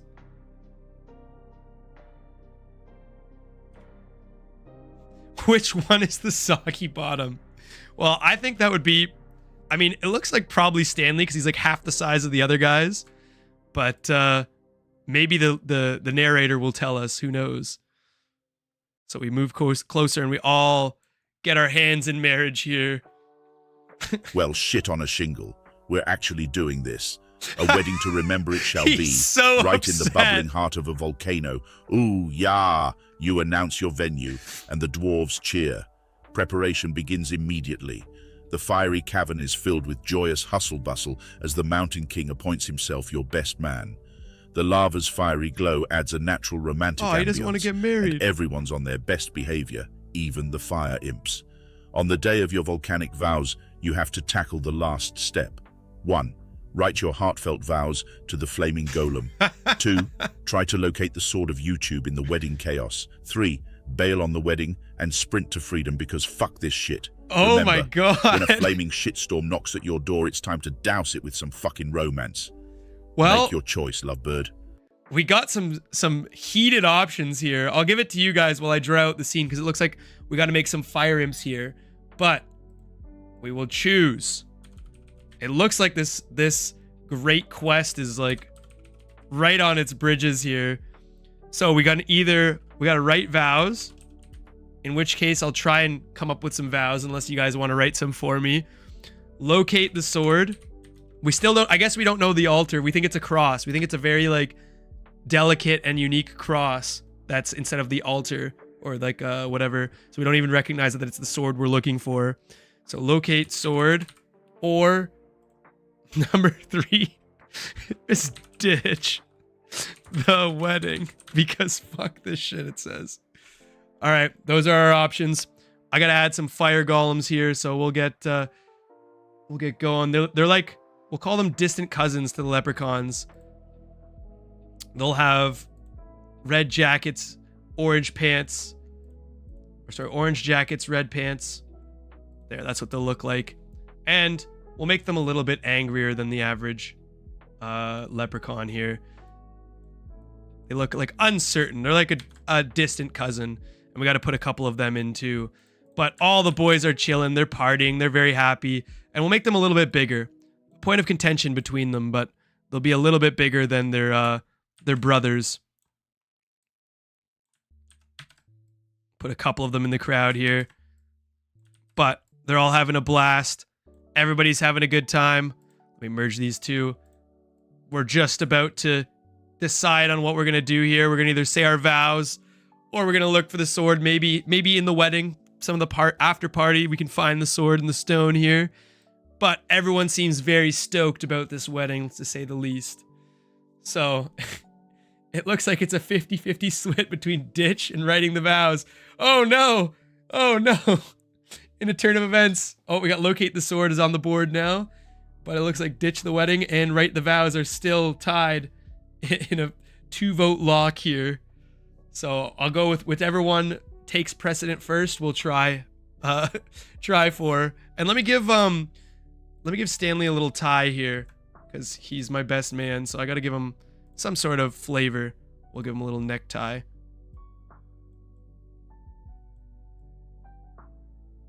That was the best necktie I could draw, but he's very formal. I've got my medal from my cooking award and Stanley's got his necktie. And it looks like we're in a stalemate here. Oh, it's still, oh no, we got a 3-way tie. Who knows what'll happen? Do we do all 3? I think that means we do all 3. All right. That's the only option that I see. So we got to locate the sword. We're gonna let's see how the AI handles this. I don't know if he'll break or whatever. Wheel of names it is. We could do wheel of names actually. Would you prefer to do wheel of names or would you prefer to try and do all 3? I'm indifferent to either suggestion. Let me get wheel of names ready just in case that's what you guys want to do. Wheel of names. I still have bottle of bad omen and stuff from last time. We'll get it ready here. We'll do ditch.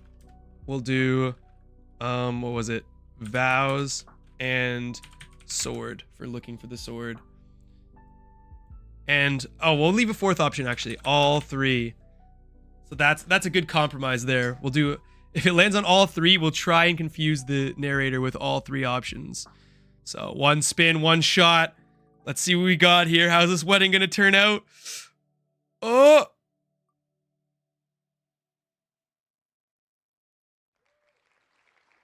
Guys, we're ditching the wedding. Oh my god.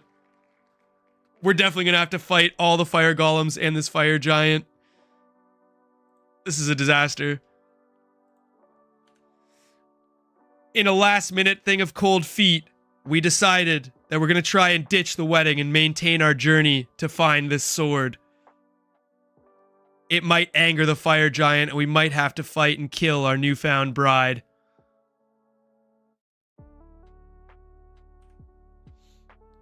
Poor guy will never get to see the vows. He was too hot for us anyway. That's very true. The heating fire golem. Let's see. He's not going to like us leaving this wedding here. But let's see if we can find this sword. Hopefully, in all the chaos, we can maybe slip out with the sword. Oh, fuck me with a rubber duck. I was halfway through a best man speech, but this is your fucking rodeo. You're not my best man. Steve is. Seeing the lava aisle, something snaps. You turn on your heel and bolt, rushing through the chaotic crowd. We gotta get the away. Flaming golem, your nearly wedded partner, roars in rage and confusion.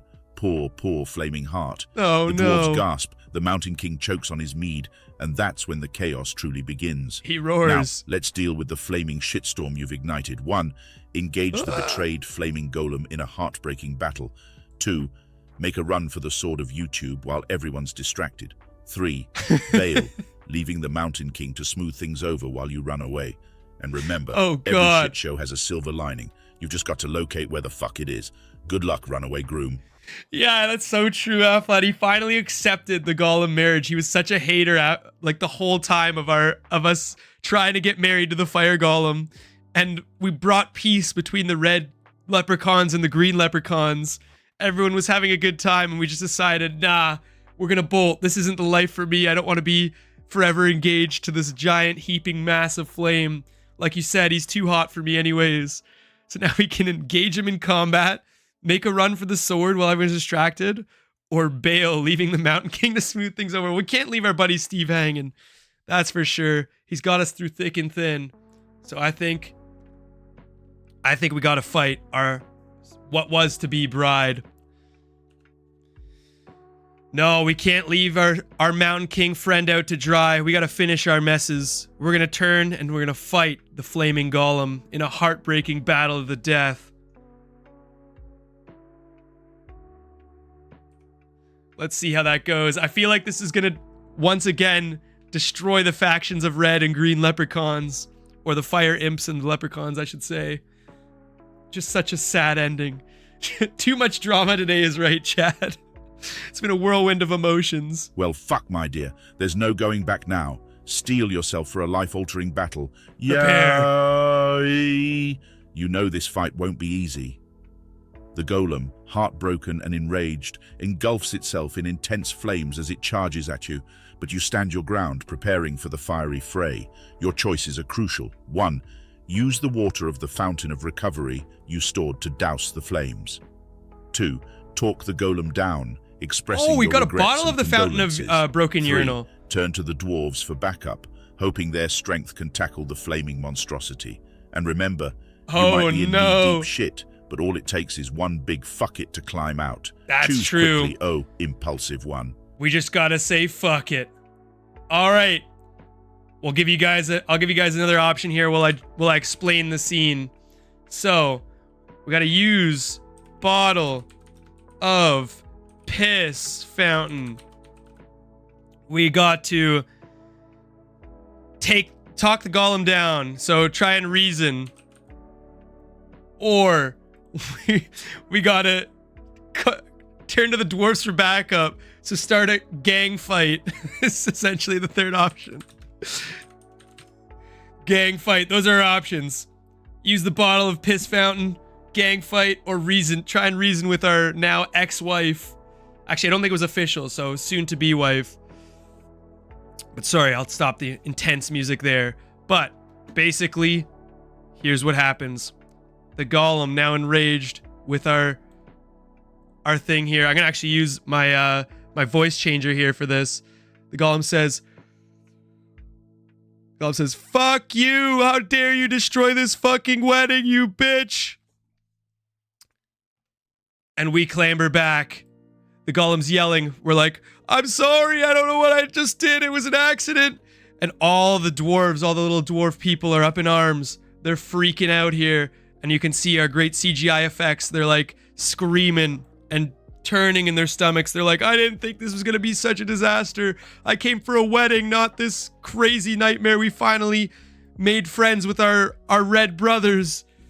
And yeah, now we got some difficult decisions against us. Steve, my buddy, my brother in crime here, he looks at me and he says, "We got to do something about this. What do you want to do, brother?" And I know he has my back straight through to the end. And it looks like we're going to be insinuating a gang fight. With our backs against the wall, the only way out of this situation is to call upon our leprechaun brothers to aid in our gang fight against the fire imps and the lava king. It's going to be a huge battle, but please let us know what happens.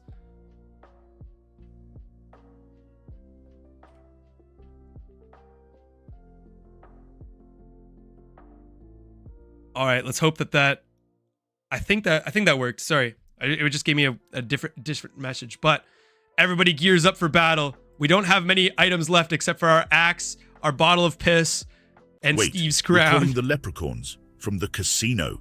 Bloody hell, why not? This You're circus right, we could use are. a few more clowns. They're our best friends and our faithful With allies. your call for backup, the drunken leprechauns suddenly tumble into the scene, somehow having heard Pop your in. plea from the distant casino. You brace yourself for the clash of the ages, Golem versus the leprechauns and dwarves. In the mayhem that ensues, you must decide. 1. Join the gang fight, swinging wildly at the confused golem. 2. Sneak around the chaos and make a run for the sword of YouTube. 3. Take a fucking breather and grab a pint, watching the chaos unfold around you. God. Whatever happens, remember, when the shit hits the fan, make sure you're not standing directly under it. Proceed with caution, brave soul. Yes, the fire golem is Big Smoke, but holy, what are these options? We can either join in and help our friends that we just dragged into this battle, or we could sneak around the chaos and try to find the sword of YouTube, which is at the altar, or we could just sit back, drink a beer, and just watch it all unfold. Honestly, I think we just we let them all fight it out, and then we see who's the winner, and we just, if our side wins, we had a nice beer and we can celebrate. If their side wins, we just pick up the remaining scraps, because they're all going to be pretty injured. It's a WWE clash at the volcano. All right, I think the best option is to take a breather, grab a pint, and watch the chaos unfold. Whatever the winner is, if our side doesn't win, we'll deal with the remaining winners our own way. Sorry, again, terrible narration on my part, but we sit back. We each grab a beer. Let me draw a beer for us here. Let me draw a nice little beer. And then while he's narrating that out, or solving that out for us, here's a glass of ale. And we're going to fill it off with a nice... Well, slap my ass and call Quiet me here. jelly. You're actually taking a break. Shit's hitting the fan and you're just gonna chill. You Classic gave us the move, option. wild card. We got to do what we got to do. Yeah. While the leprechauns Here's and our dwarves frothing battle beer. the heartbroken golem, you, intoxicated with dwarven ale, observe the chaos unfold around you. Soon the scrap subsides, the golem lies defeated, and remarkably, your comrades stand victorious. Let's In the aftermath, go! you spot your We beat destiny, them! the sacred sword of YouTube gleaming beside the defeated golem. This fantastic fuckery of a journey is at its climax. You must choose. 1. Retrieving the sword, the fruit of your arduous journey. 2. Celebrate first, sword later. There's plenty of ale left. 3. Say fuck it and claim rulership over the lava-filled volcano as the new golem. And remember, even an epic shitstorm clears up eventually. What do you say, adventurer? So, it looks like in the heated battle, our bride-to-be was slain. She's now dead on her side, covered in blood, bleeding out. from the scene that we caused. As you can see, she's pouring out of her seeping wounds. We're also going to put X's over her eyes. That's how you know she's dead. All the red leprechauns got killed too. So we're going to also show them there was a huge battle that ensued. And everybody got chopped up. We lost a lot of our men, but they lost all of theirs. We came out victorious here. This guy here just got thrown over, killed all those guys. They keeled over. But we have a couple guys still left over remaining victorious. Leprechauns got chopped in half, but all of their guys ended up dead. We have the few surviving leprechauns will remember this day as the Great Red Wedding Massacre. And I didn't steal that from Lord of the Rings, or from Game of Thrones, sorry. That was totally my own original content idea. But there's blood all over the place. You can see leprechauns' hats, different sorts of war and disparage all throughout. The boys were all fighting. Even those that survived, they still have scars in their hearts and in their eyes. Nobody made it out of here unscathed. This guy here got ripped in half, and now he's surrounded by a huge pool of blood. The boys are not happy, but after the big clash, it all goes quiet. You can see this is the fighting here that ensues, with our great CGI and effects. Loot the bodies. Is the corpse still warm? Oh my god. Okay, we can definitely try and loot the bodies, but we have at least 3 or 4 guys that are alive on our team. That's all that matters. We didn't have to fight. Good old Steve and I just sat back and drank our pints and had a grand old time at the wedding. Everyone else, not so much. But it looks like we can definitely loot the corpses and look around for the sword. We're going to look around for the sword, and we're also going to loot all the corpses that we see on the way. They could have some valuable items for our journey.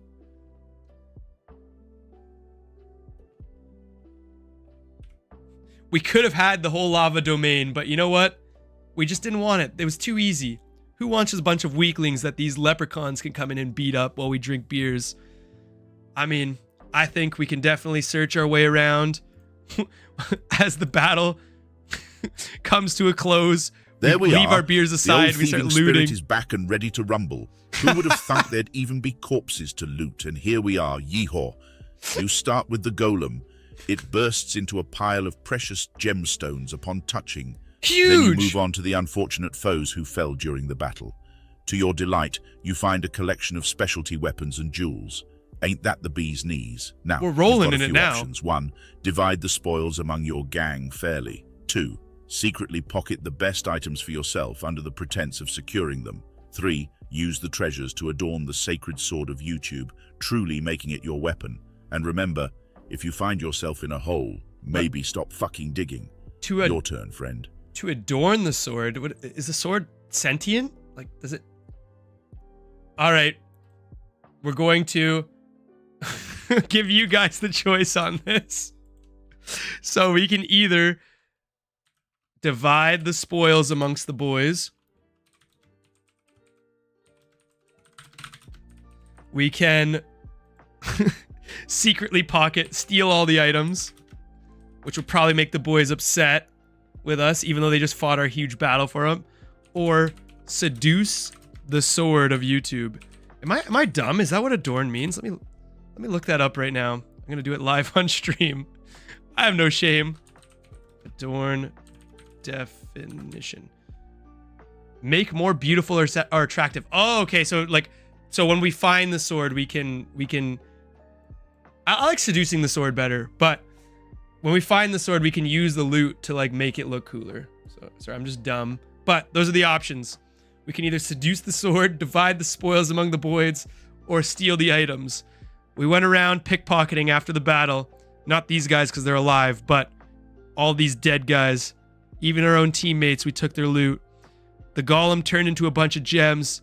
Then we returned back to our beers and had a sip with all of our spoils of war. All right. It looks like we're going to go ahead and try and seduce the sword. Oh, it was a 50-50 tie with divide the spoils, so we'll do that as well. After a long, hard-fought battle and many pints of beer, We decide after looting the corpses to divide the spoils amongst the boys.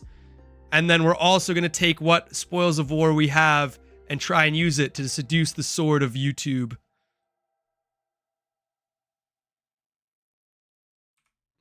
Catherine says, I seduce the sword, or I prefer seducing the sword as well as instead of bedazzling it.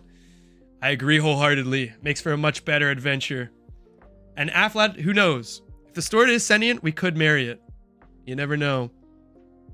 It's quite a turn of events in this whole the epitome adventure. Of generosity. Look at you sharing your loot like some sort of treasure Santa. Of course. Yeehaw, you distribute the spoils, creating an atmosphere of camaraderie and joy among the group. Oh yeah, Beers we are up guzzled the boys and up. cheers echoed across That's the way it cavern. goes. The sword of YouTube, having observed your kind actions, resonates with a strong aura of approval. With your spoils divided and the sword on your side, you face your final choices. 1. Declare a giant feast in honor of your victory and newfound treasure. Boys are 2. all iced out Begin now. your journey back to the world of YouTube as heroes. 3. Stick around and refine your skills, becoming rulers of the volcanic realm. And remember, even when the chips are down, there's always time for a fucking party. So what'll it be, oh victorious one? Now that we're both kings, all the boys are iced out. You can see, except for this guy, he's dead. He gets one coin, but here, we'll give him 1 coin. And we pay our respects to him. But our bleeding out boys, they all got that drip. They got the diamonds, the gold. Our preacher here, he got a big crown. I made a crown for myself so that I can match my best friend, the Troll King, our best friend Steve here. And now our options are to declare a giant feast in honor of your victory and newfound treasure, begin the journey back to the world of YouTube as heroes, or stick around and refine your skills, becoming the rulers of the volcanic realm. Well, we still have to look for the sword. Just to clarify, did we find the sword yet? Have we obtained it? Is it in our possession? All right, let's see what he says to that. Because he never said we got the sword. Like, we still haven't recognized that it's the glowing cross in the altar there. We could bedazzle the sword, too, with all our newfound bling. Aye, you deaf old coot. You've somehow managed to win the favor of the sword of YouTube. Oh, after let's sharing go! your loot with your companions. We got And the sword sword! quite literally beamed at your generosity. It's now in your possession. Oh, okay. Maybe I didn't gleaming and listen properly. magnificent as legend promised. May its mighty power and cat meme knowledge guide you through the rest of your decisions. You. Time to decide which of the 3 final options you're rolling with. And always remember, when you've bare-knuckle boxed a shitstorm, even a flaming sword ain't much to worry about. Hell yeah. Well, instead of this bouquet, this dumb bouquet, we traded it out for this giant cool sword of YouTube here. I'm going to just delete this and redraw the hilt because it did have the rock in it. So, our beast here, I can't remember our guy's name. I think it was Kenny or Kevin or something. But look at how happy he is. He starts crying tears of joy. He's so happy. The tears are back. Oh, they're not yellow. They're blue. His tears were blue. He's so happy. He's got the sword of YouTube. It truly was a heartfelt journey, but we've did it. Our boys are all up. Well, except for the dead ones. We don't talk about the dead ones. And we've gotten a great sword here out of the deal. We've sought the item and we've acquired the item that we were looking for in our quest. It was quite the battle and it cost many leprechaun lives, but we did it. And now we must decide what are our options here. We can declare a giant feast in honor of our victory here. I'll let you guys decide how we close out our honor. Choose giant feast at the casino. We could go back to YouTube. Go back to YouTube as heroes. The realm of YouTube. Oh, I spelled YouTube wrong. My bad. Or we could stick around and refine our skills, becoming rulers of the volcanic era. So rule, or volcanic realm, sorry. Rule the volcano.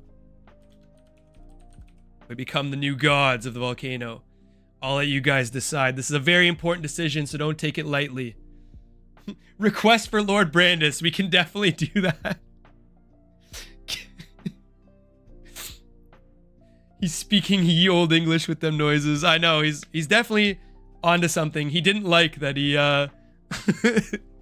that we didn't hear what he was saying in his story. We've just ignored him for majority of this whole adventure. Giant feast at the casino. All right, it looks like that's winning out over everything. We'll go back to the casino where hopefully Lord Lady Rockface is still crying over her great defeat at the poker table.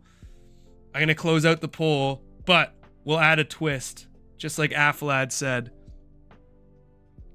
All right, let me just clear these real quick. Delete that and delete that. All right, we make our way back to the casino for a giant feast. But unfortunately, while we're approaching the casino, there stands a terrible foot monster named Lord Brandis. It seems he's blocking our way to the casino and he's about to terrorize and stomp the whole casino to the ground. Let's see what he does with that. And while he's cooking, we'll draw Lord Brandis. He's a giant foot monster, so I think we'll just do this. We'll get a giant foot here, upside down. And he has little feet. Oh, fuck a doodle-doo. Now there's a foot-licking giant blocking our path to an almighty piss-up. Yee-haw. So Lord Brandis is looking for a fight, is he? We've tackled everything from dwarves to a betrothed golem, so a foot monster just rounds off our adventure. Shit's about to get real messy. Here are your options, champ. 1. Challenge Lord Brandis to traditional hand-to-foot combat. You might want to hold your nose. 2. Try to negotiate with Lord Brandis. Perhaps trade him the sparkly pedicure set you found earlier. Oh, 3. no. Ramp up your YouTube sword and demand that he steps aside. And remember, when life hands you a giant foot, you better be ready to play some fucking footsie. Make your choice. Okay, so here's the situation at hand. Let me draw the casino here. First, we're going to put... Oh, I don't want it in skin color. Oh, I still don't want it in skin color, but that's okay. Casino. We're almost at the casino. And unfortunately, in the way is this giant foot-loving man here. Or woman. We don't really know its gender. But it wants to... Oh, it wants to fight us. And it wants to destroy our beloved casino that we fought so hard to protect. And we have a huge reputation there. Casino/strip club. Yes, that's correct. Always fashionably late. Hello, Caitlin. I'm sure if you are just tuning into the stream, you're probably very confused as to what's going on.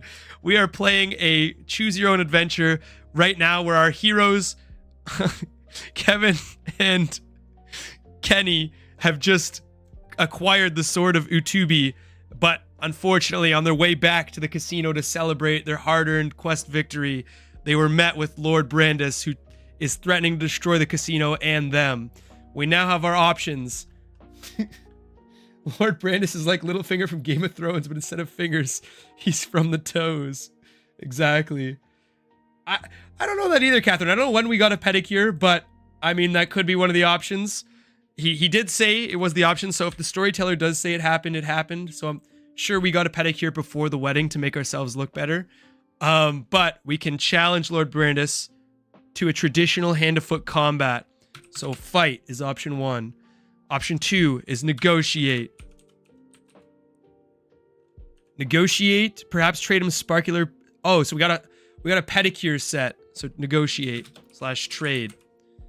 And then option 3 is ramp up your YouTube sword and demand that he steps aside. So intimidate. Those are our options. Let me know what you guys want, and I'll finish drawing out our casino scene to give you guys some time to vote. Oh, I didn't mean to do that. Let me go casino layer here. Oh, it's supposed to be behind him. Okay. So let me draw our casino. Give it some life here. We got a big brown building.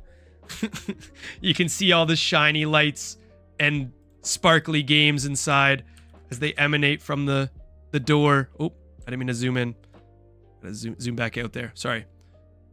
I meant to do this. You can see the aura coming from the door here in the casino. And we really don't want to let our beloved casino go down in flames or feet in this case.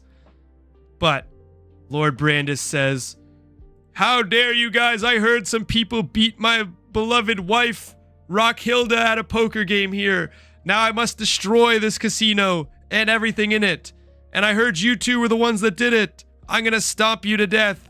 I'm gonna give you the worst foot death of all the foot people in this foot world." And we didn't like that. So now we choose our options. And it looks like we're fighting Lord Brandis here. We don't like that Lord Brandis has threatened our friends, so we're gonna gear up for a fight and decide to fight the massive foot man. We brandish our sword of Utube and hope for the best. There we go. Let's see how that works. I should give Lord Brandis a voice. He'll be this voice. This will be him. "You guys think you can defeat me? I will defeat you and stomp you. Defeat. Get it? Ha ha ha ha." And we're not impressed at all by his stupid pun. Instead, we get ready for war. You magnificent fuck. Time for some good old ass whooping. Fuck. Here comes the foot. Let's greet it with the sword. Hank Hill. With a war cry that shakes the ground, you charge at the towering foot monster. The sword of YouTube gleams menacingly as you take a mighty swing at the abomination. You clash, Kevin! Foot against sword in a bizarre dance of battle. In the heat of battle, you must decide. 1. Target Lord Brandis's toes, perhaps tickling him into submission. 2. Jump and take a slice at his ankles, working his weakness. 3. Combining your strength with the dwarves and Mountain King to overpower the foot monster. Just remember, if you're gonna kick ass, you gotta take names, especially if the ass is 10 feet tall. That's Time to very make true. your move, warrior.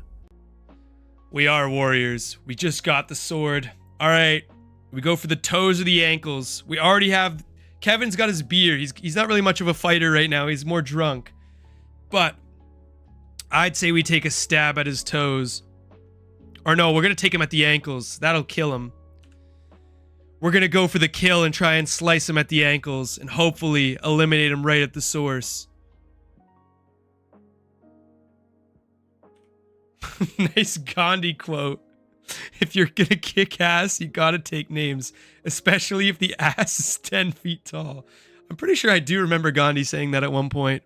But we brandish our sword and we swipe at his ankles. Ooh, that was a bit of a extreme swipe, but this is us cutting off his ankles, hopefully. We'll see what our narrator has to do about it. Going for the Achilles heel, are we? Let's hope this big toe doesn't also have a big bite.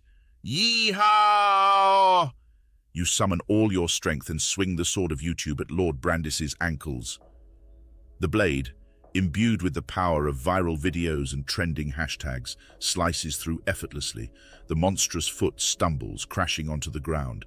The casino is saved. Congratulations, you've overcome all odds and finished your mighty quest. The remaining choices are: 1. Revel in your victory over Lord Brandis and celebrate with a feast and drinks in the casino. 2. Use the sword of YouTube to turn the defeated Lord Brandis into the ultimate foot spa for the casino patrons. 3.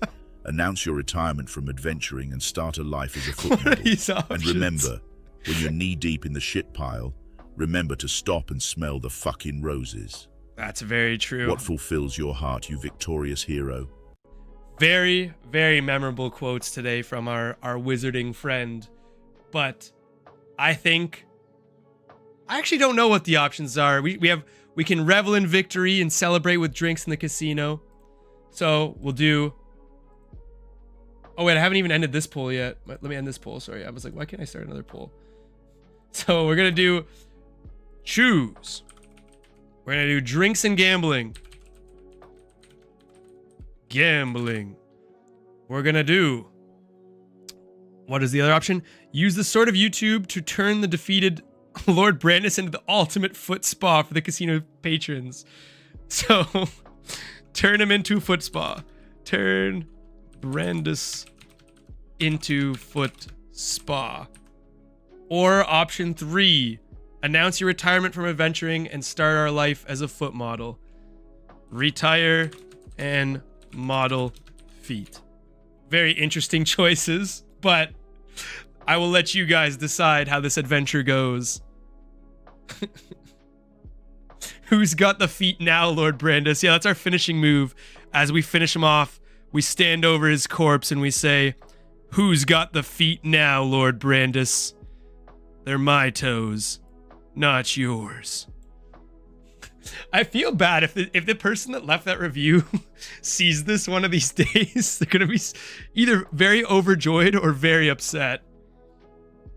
But it looks like we're going to turn Lord Brandis into a foot spa. I'll leave a second for a couple more votes, but I'll start drawing the foot spa in preparation. We're going to bring back one of the favorite monuments from earlier today, and that was the broken urinal that streams piss.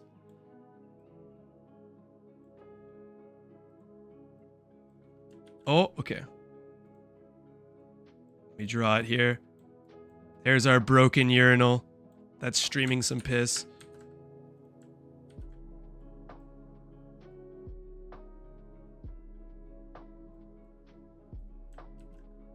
Put it here. Wait, no, we have to put it on its own thing here. All right. It looks like we're turning Brandis into a foot spa. That's the deciding factor. All right. Sorry. I forgot my button here. All right. We decide to revel in our victory over Lord Brandis by turning him into a foot spa for the people of the casino. We go to the potion cellar and with all our leftover gold, buy the broken down piss urinal off of him and smash it into the top of Lord Brandis's head. And with it, it becomes a rejuvenating foot spa for the people. Hello, Bernardi. Am I going to Bernardi Fest this weekend? Is Bernardi Fest this weekend? If it is, I think I very well could go to Bernardi Fest. So he's smashed in half here, as you can see from that devastating strike. And now the foot spa is embezzled into him. Full manicure on this foot, bitch. Ow! Oh my God. You pick up the Fountain of Recovery, formerly known as the Leaky Urinal, and dump it onto Lord Brandis, turning him into the finest foot spa this side of the realm. The cheering crowd takes turns soaking their feet, basking in the reinvigorating glow. And you, my friend, are suddenly very famous indeed. Time for your final choices. We did it. Use your newfound fame and riches to host extravagant parties at the casino. 2. Pack your bags and retire to a seaside village, leaving behind these crazy adventures. 3. Keep the foot spa for yourself. You've earned a little R&R. And remember, when life gets fucking weird, just add a bit of pedicure. Your next adventure, should you choose it, starts now. Oh, well, it looks like this adventure is now coming to a close. We've got the sword of YouTube and defeated Lord Brandis, and now the people go wild. They're very happy with their new foot spa we made with the old urinal, broken down urinal we bought off the potion cellar. Bernardi says $200 on red. We defended the casino, and the patrons are all happy.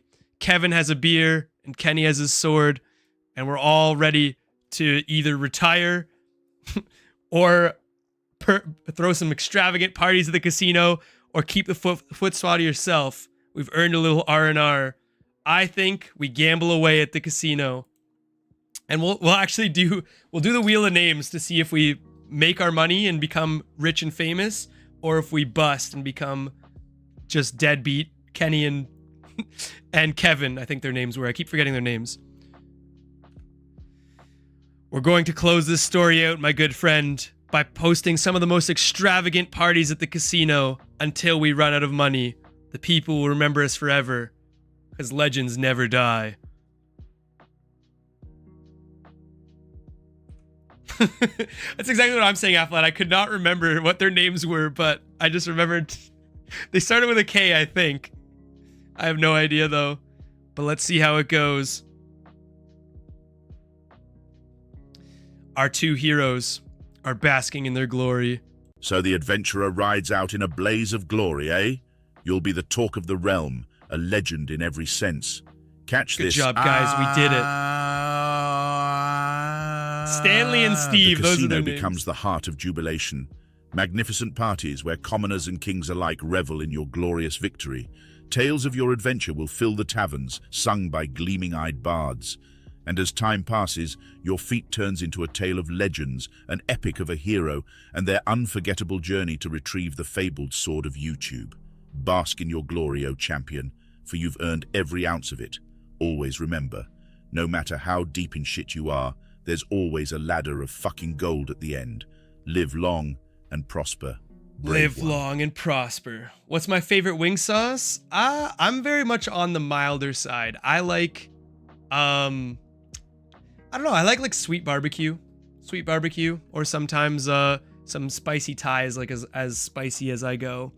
But with that, with the casino saved, and with Lord Brandis turned into a foot fountain that cures all foot ailments, the leprechaun people are happy, and we party away the night. We take all of our winnings and put it all on red, as per Bernardi says there. So we're gonna have red, which is ironically blue, and we're gonna have black, which is ironically red. But if it lands on this blue-red tile here, we become rich and famous and we own the casino. If it lands on black, we're broke and homeless, but people still remember this adventure journey. Wing sauce cocktail. Okay, maybe after this, I'll make a cocktail for everyone. That'll be a nice, like, cool down. All right, everybody. Wish me luck. Bernardi said red or black, but I think we should also leave it to the people. We should do one last decision. What are we gambling all of our winnings and fame and fortune on? Are we gambling it on red, or are we gambling it on black? Gamble time. One last poll, ladies and gentlemen, to close out this magnificent adventure that we've all gone on. Red. It looks like the people are... Oh, it looks like everyone's on red. All right. And just for reference, it's the red is the red-blue tile, if that makes sense. And black is the black-red tile. Always red. Red for Ferrari, baby. All right. Looks like we're getting a lot of votes in. It looks like red is the strong favorite. Thank you, everyone. Now, let's see. Are we all going to be magillionaires, or are we all going to crash and burn? Our boys walk up to the casino. They put everything on red in a heat of passion, and they see if they're going to live as legends or if they're going to burn out.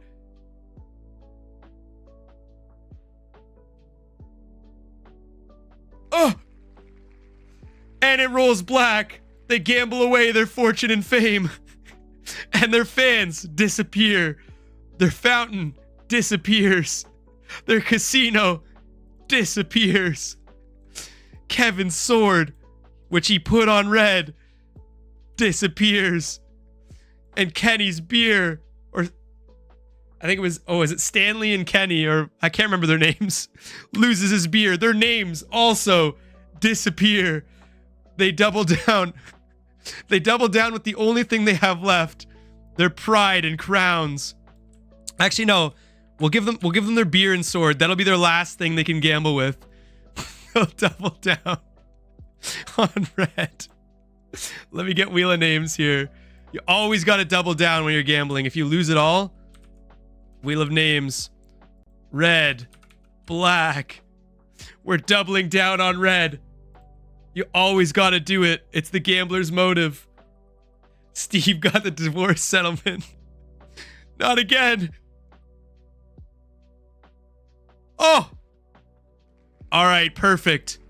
And now you know that when you win big, so now they doubled their swords and beers.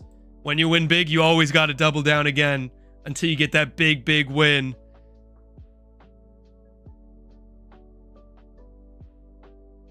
And it looks like they lost it all. Again. Kenny's sword, or Stanley's sword, gone. Kevin's beer, gone. Friendship, still alive. But they now grow old and homeless with nothing to live for other than their friendship that keeps them strong. Kenny's tears, or Stanley's tears, are now not of joy, but instead of sorrow, for they remember the times when they all came together and got married to a lava golem, defeated the greatest poker player in the whole realm, beat off an angry army of leprechauns, and also fought the Lord Brandis and turned him into a foot spa. And now they're just begging for change at the side store. They're panhandling, and there's their pans. Kenny even gambled away, or Stanley gambled away his arm and replaced it with a pan so he could try and earn some money. And this is the sad tale. What once was the greatest adventure of all time. Bro is a mountain king. Go live there. Unfortunately, he gambled away his mountain again, so he lost everything. These guys are now just on the streets. They somehow found a city suburb. This is just picture apartment buildings. And this is the sidewalk that our heroes now stand upon and gamble. Let me just draw a straight line here so I can put a road in. It's an unfortunate life, but it's every hero's journey. I don't know where I was going with that, but you either die a hero or you live long enough to become homeless. And it's very sad that they were the latter. They had very long and non-prosperous lives.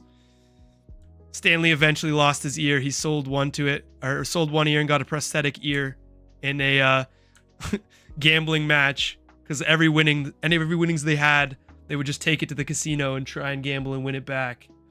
They went from mythical leprechaun land to New York. Yeah. And that's how they close things out. That's their story. Thank you all for joining. Now, I will make... Wait, let me put face cam back on here. Actually, well, no, we'll go to the bar because we'll make a cocktail and then I'll drink it on camera. Let me grab some drinks for you guys. I'll be right back in 1 second. We'll close it out by cooling down and making a nice... We'll have whatever Kenny's beer, the mythical cocktail. Or no, what's the fountain? The fountain of rejuvenation. Whatever this yellow substance is what we'll be drinking for longevity and prosperity. Oh. I'll be right back with some drinks. Everybody, just hold on to your seats.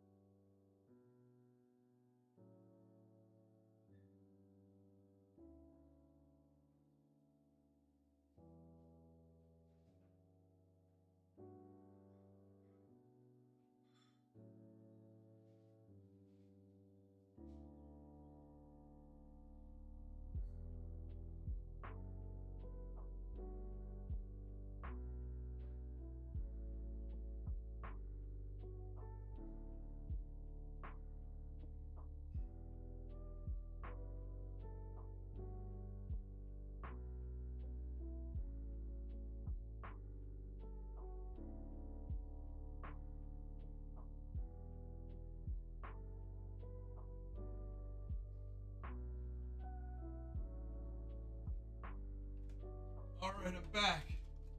Told you I'd be back. I always keep my word. I'll let you guys know what our lovely drink of the night is. So, we have a couple of options here while I'm in my bar cooking.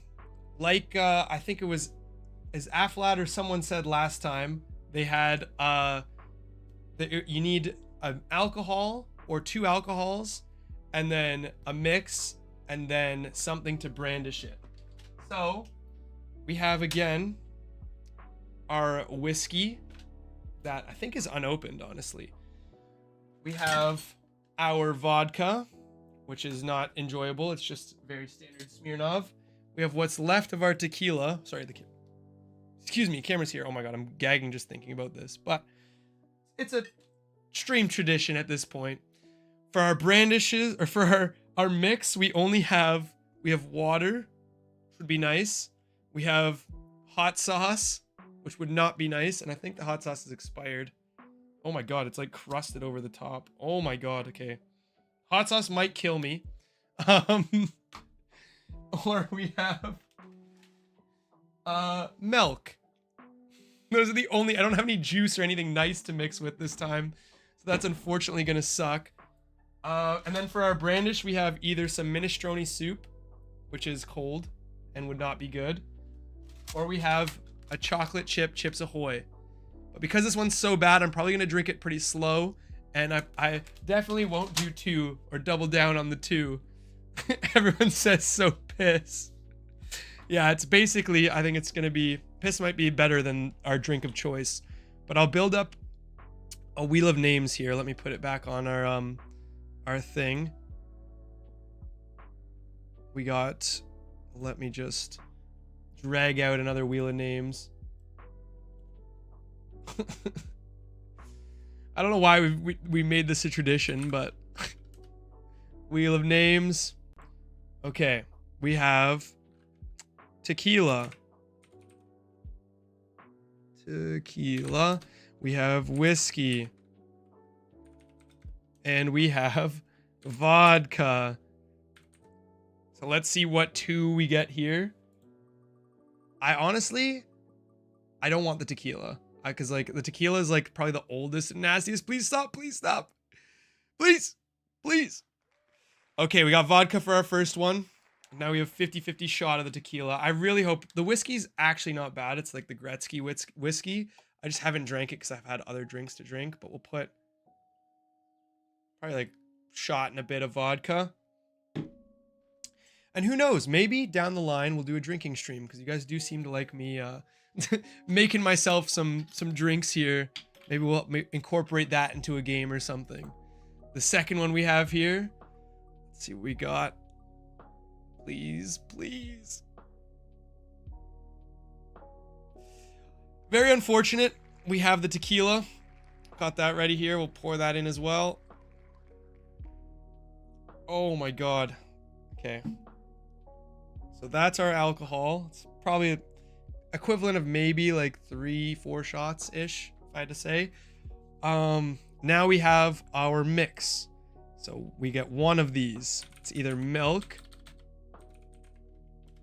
It's either milk, death hot sauce, because the hot sauce is like, looks so expired and gross, or water. Please throw me a bone here and do not, I'd be okay with the milk. I really don't want the hot sauce. Oh, thank God. Let's go. Sorry about that clap. I know I probably just blew out a bunch of people's eardrums. Well, it needs using up. That's true. But I really don't want to use the expired hot sauce. Thank God we get some water here. Oh, please don't drip over on my keyboard. I'd rather it drip on me. Okay. Now I got to put that on the ground because it just spilt all over my lap. So we got a little bit of water. Now we got our brandish. Our brandish is either, we have one of 2 options. We have cookie or what else? Oh, minestrone soup. Oh my God. We have soup, which is like cold minestrone, or you have cookies, which I don't think either of them would brandish too well, but who knows? If you guys were following along and you have all these ingredients and you want to make the drink yourself, you're more than welcome to. Cookie and soup. Neither are really enticing, so I'm not excited for either. No. I don't think the soup is that old, so it shouldn't be expired. Jamie's sharing the cocktail emoji. But let me get, can barely even get the jar open. Okay. This time I actually did bring a spoon to mix with. You can see our soup here. Sorry, I'll show the mix once I get it in the chat.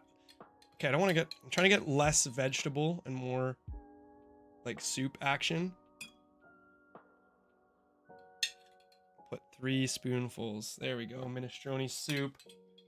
Very nice. Let me put that down here and I'll mix our concoction that we got going on. Okay. So here is our drink. It looks like vomit. It's probably going to taste like vomit. But can I get some mms in the chat just to placebo myself up to drinking this?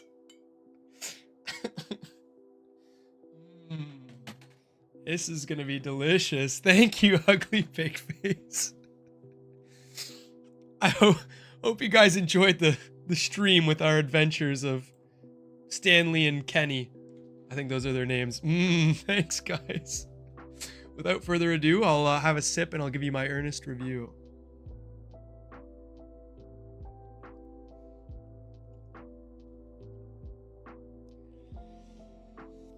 Okay. Initial palate.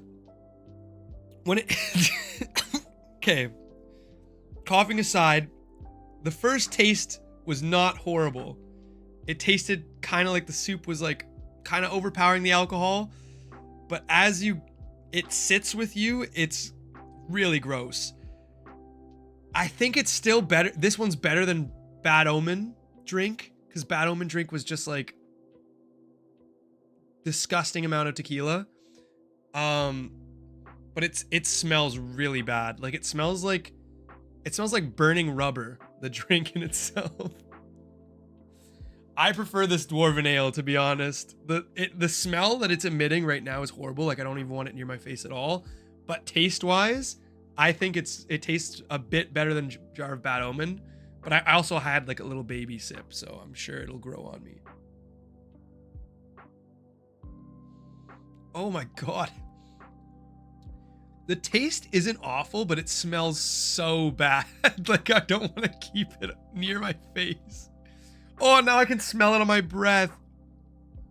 Oh my god. This is vile. That sounds great. I like the smell of burning rubber. I'm sure you do. This is the drink. This is the new grog that poor Kenny, our heroes, Kenny and and Kevin have to drink now. Here, I'll give you the full cam view here. It's like a drunk dwarf was drinking, puked out his beer, and then didn't want to waste.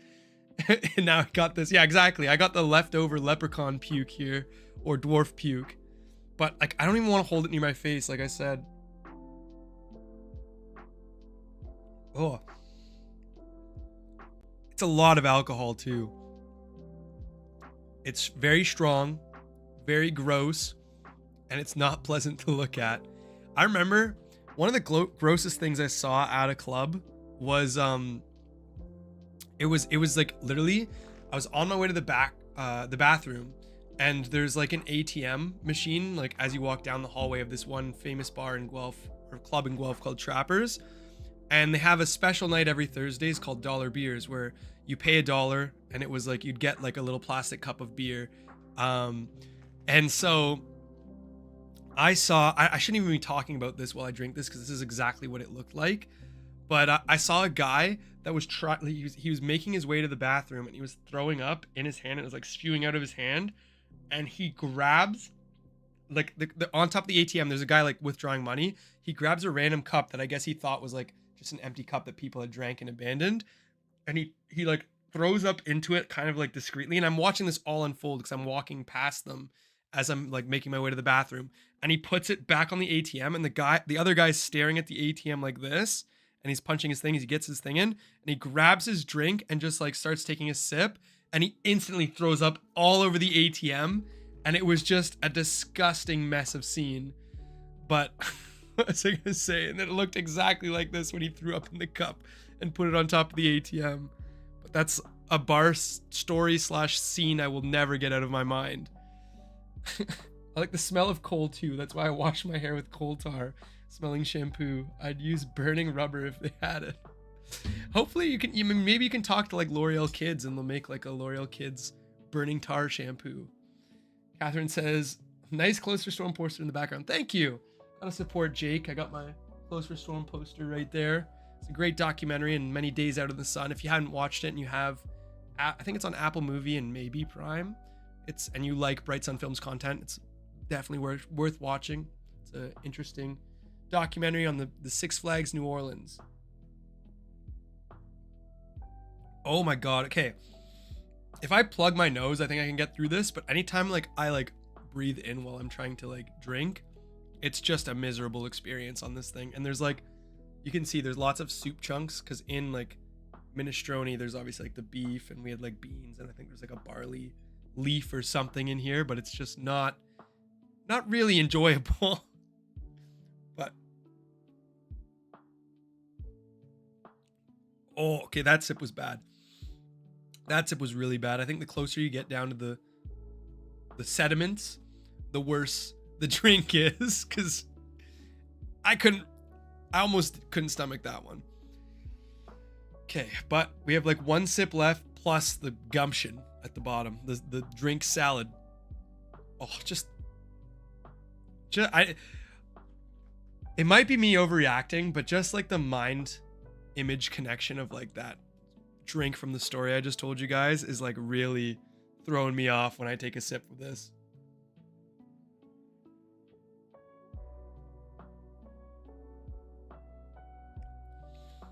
Oh, I hate smelling afterwards after I drink in that.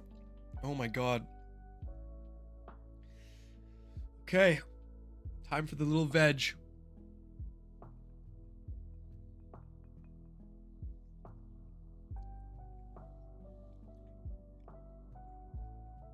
The soup is vile. Soup portion, the veg is vile. You're welcome for that horrific story. Can I get one ATM special? That's what this is. The Dwarven Brew is the ATM special. You need to keep stirring, chat says.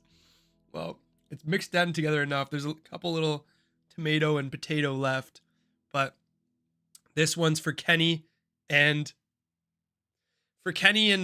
Stanley. I keep forgetting their names. They were heroes, but they gambled away their names too. That's why I can't remember. As we told their story. Sorry, I'm just trying to get this loose.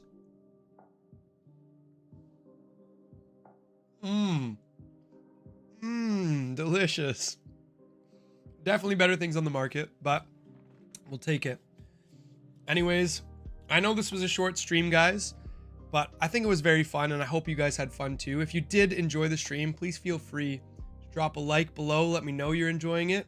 As well as if you haven't subscribed already, consider subscribing to the channel. It would mean a lot to me. And consider joining our Discord community. I know there's our Discord bot that spams it every like roughly 20 minutes or so. Or it's also in the link in the description below. And sometimes I just chat in there, hang out with everyone. Some people post memes of the stream, and we all have a good laugh and talk about just life, anything in general. But thank you all so much again for your continued support and love.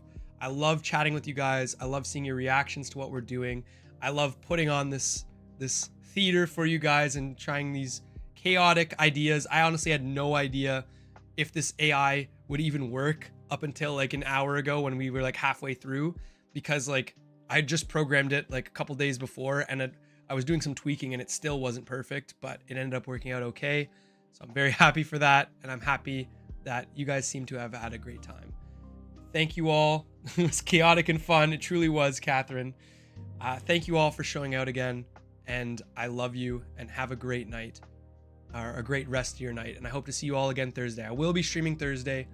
We're back to our regular scheduling. I just had a couple things come up that prevented me from streaming on Thursdays, but have that going on, and hopefully on by Friday I'll have the cooking stream out for you guys who missed it, or for you guys who want to watch more palatable edited version of it. And then who knows, maybe we'll do the cooking stream again. We'll make some new recipes, or we'll do Mario trivia, or we'll do something else. But I still have a couple more streams planned out before we get back to repeating stuff like that. Thank you all so much for coming. Hope you all have a great night. Know that I love you, and I miss you already. Thanks, guys.